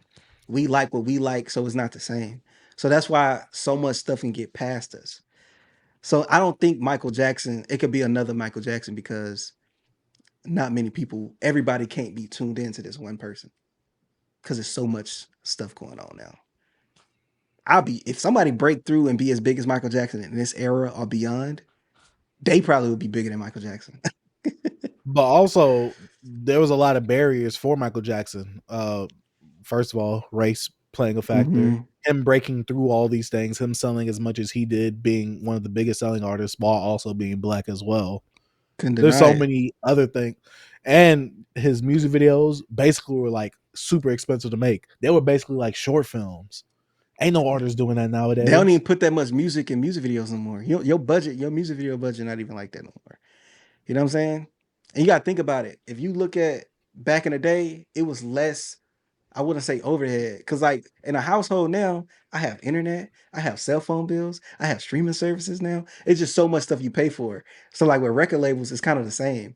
They used to can put more money into certain things, but now they got to put money into like social media influencers, streaming, all this other stuff. So one music video is not even probably for to get $1 million, bro. It'd be look at people. It's just not gonna be. It's just not the same. It's just I wouldn't want to see it. Good take though. Really good take. We can make a clip out of this, but I don't want to do it. You know what I mean? We can't put the young bull on blast like that, bro. Yeah, But but nah, man. that's about it for the end of the show. Unless you got something that's bad for the culture. I already talked about it. Remember, I talked about it Oh, already. okay, that's why. Yeah, I Okay, I'm mixed it making up sure in the that one. middle because I I we didn't got a know. guest. I didn't know if you wanted to cook. I don't want him to see me in a different light using profanity. You know what I'm saying? I'm trying to be more of a what you call it? A model citizen. A model citizen, but a better role model out there for the people. Oh, that's it. Yeah. But I'll say, don't let Westside Gunn come out with another album. Chance he might turn into a demon next week. This is the same album. You dropped this album last But, week. but Can it's I say about the something end of that's the bad for the show. culture? I think is What? bad for the Oh, culture. Okay, say it. what is it? No shame to y'all podcasts, but I think some podcasts in general are so bad for the culture. Like Oh, no, we Oh agree. like yeah, no, we agree. We say that all the time. no jumper is terrible for the like. Oh my god, no jumper is so bad for the culture. It's not even funny. Like they just be Super. We spewing said that. nonsense on there. Yeah, we talked That's about it that's all too, right. bro. That's all right to say. Nah, that's fine, man. I understand. We don't hate no jumper, but we don't like that stuff, bro. It's just horrible. All the gang stuff, like it's nothing positive coming out of that. And they try to flip it and being like, oh, we showing you these guys' lives so you don't have to do it. No, you don't have to promote it. They're just like If profiting off of them. yeah, Like that's it's all it not even is. like It's nasty, bro. We're in agreement. We agree with you. But this is the end of the show. Y'all got any closing statements to give the viewers before we head out? All I'm gonna say is keep music creative. You know what I mean? We almost ran on this like old school hours, bro. Remember we used to do like 3-hour pods and just be yapping. My wife texts me, the food getting cold. You know what I'm saying? But nah, man, I always say keep music creative, man. And shout out to Chance for coming on, man. Good to hear like a fresh 15-year-old, a young like guy in the generation is into hip hop. And I don't know, just a different perspective. I like that. It's cool. Chance, what's your closing statement for the show? uh, peace, love, positivity. That's what's up, man. Oh, so nice, so wholesome. So wholesome, man. I want to say shout out to Chance for coming on. For me, usually I use this segment to tell someone, don't pick up the mic again. Ice Cube, just throw that album in the recycle bin. We do not need to hear that. We do not Oh need to wait. hear that, Ice Cube. Are, I are we promise. are we telling Kid Cudi to put down the mic? We could tell him to put down the mic as well. Yo, We shout could out to tell him. Cudi, man. Shout out to I'm Cudi. assuming you didn't like his last album. Nah, not really. Does it still sound like Twilight music to you, T? Yes, it does, bro. Hey, look, talk about I crapped on his album, and this showed up to my doorstep like 2 days Dang, later. B. You about Because to I read the am most a impressive thing. because I am a fan and I love Cudi and he is very transformative to my life and what he did to me, and I just appreciate it, man. Shout out Cudi, yo. Go check out his memoir called Cudi. If none of you guys, I support hip hop, you know, all across the board. So sorry, Cudi. The album's ass. And that has been it for another episode of Beyond Beats and Culture. I'm Chasing Dark Sage. I'm T. I'm Chance. Peace. Peace. Man, shout out to Beyond Beats and Culture.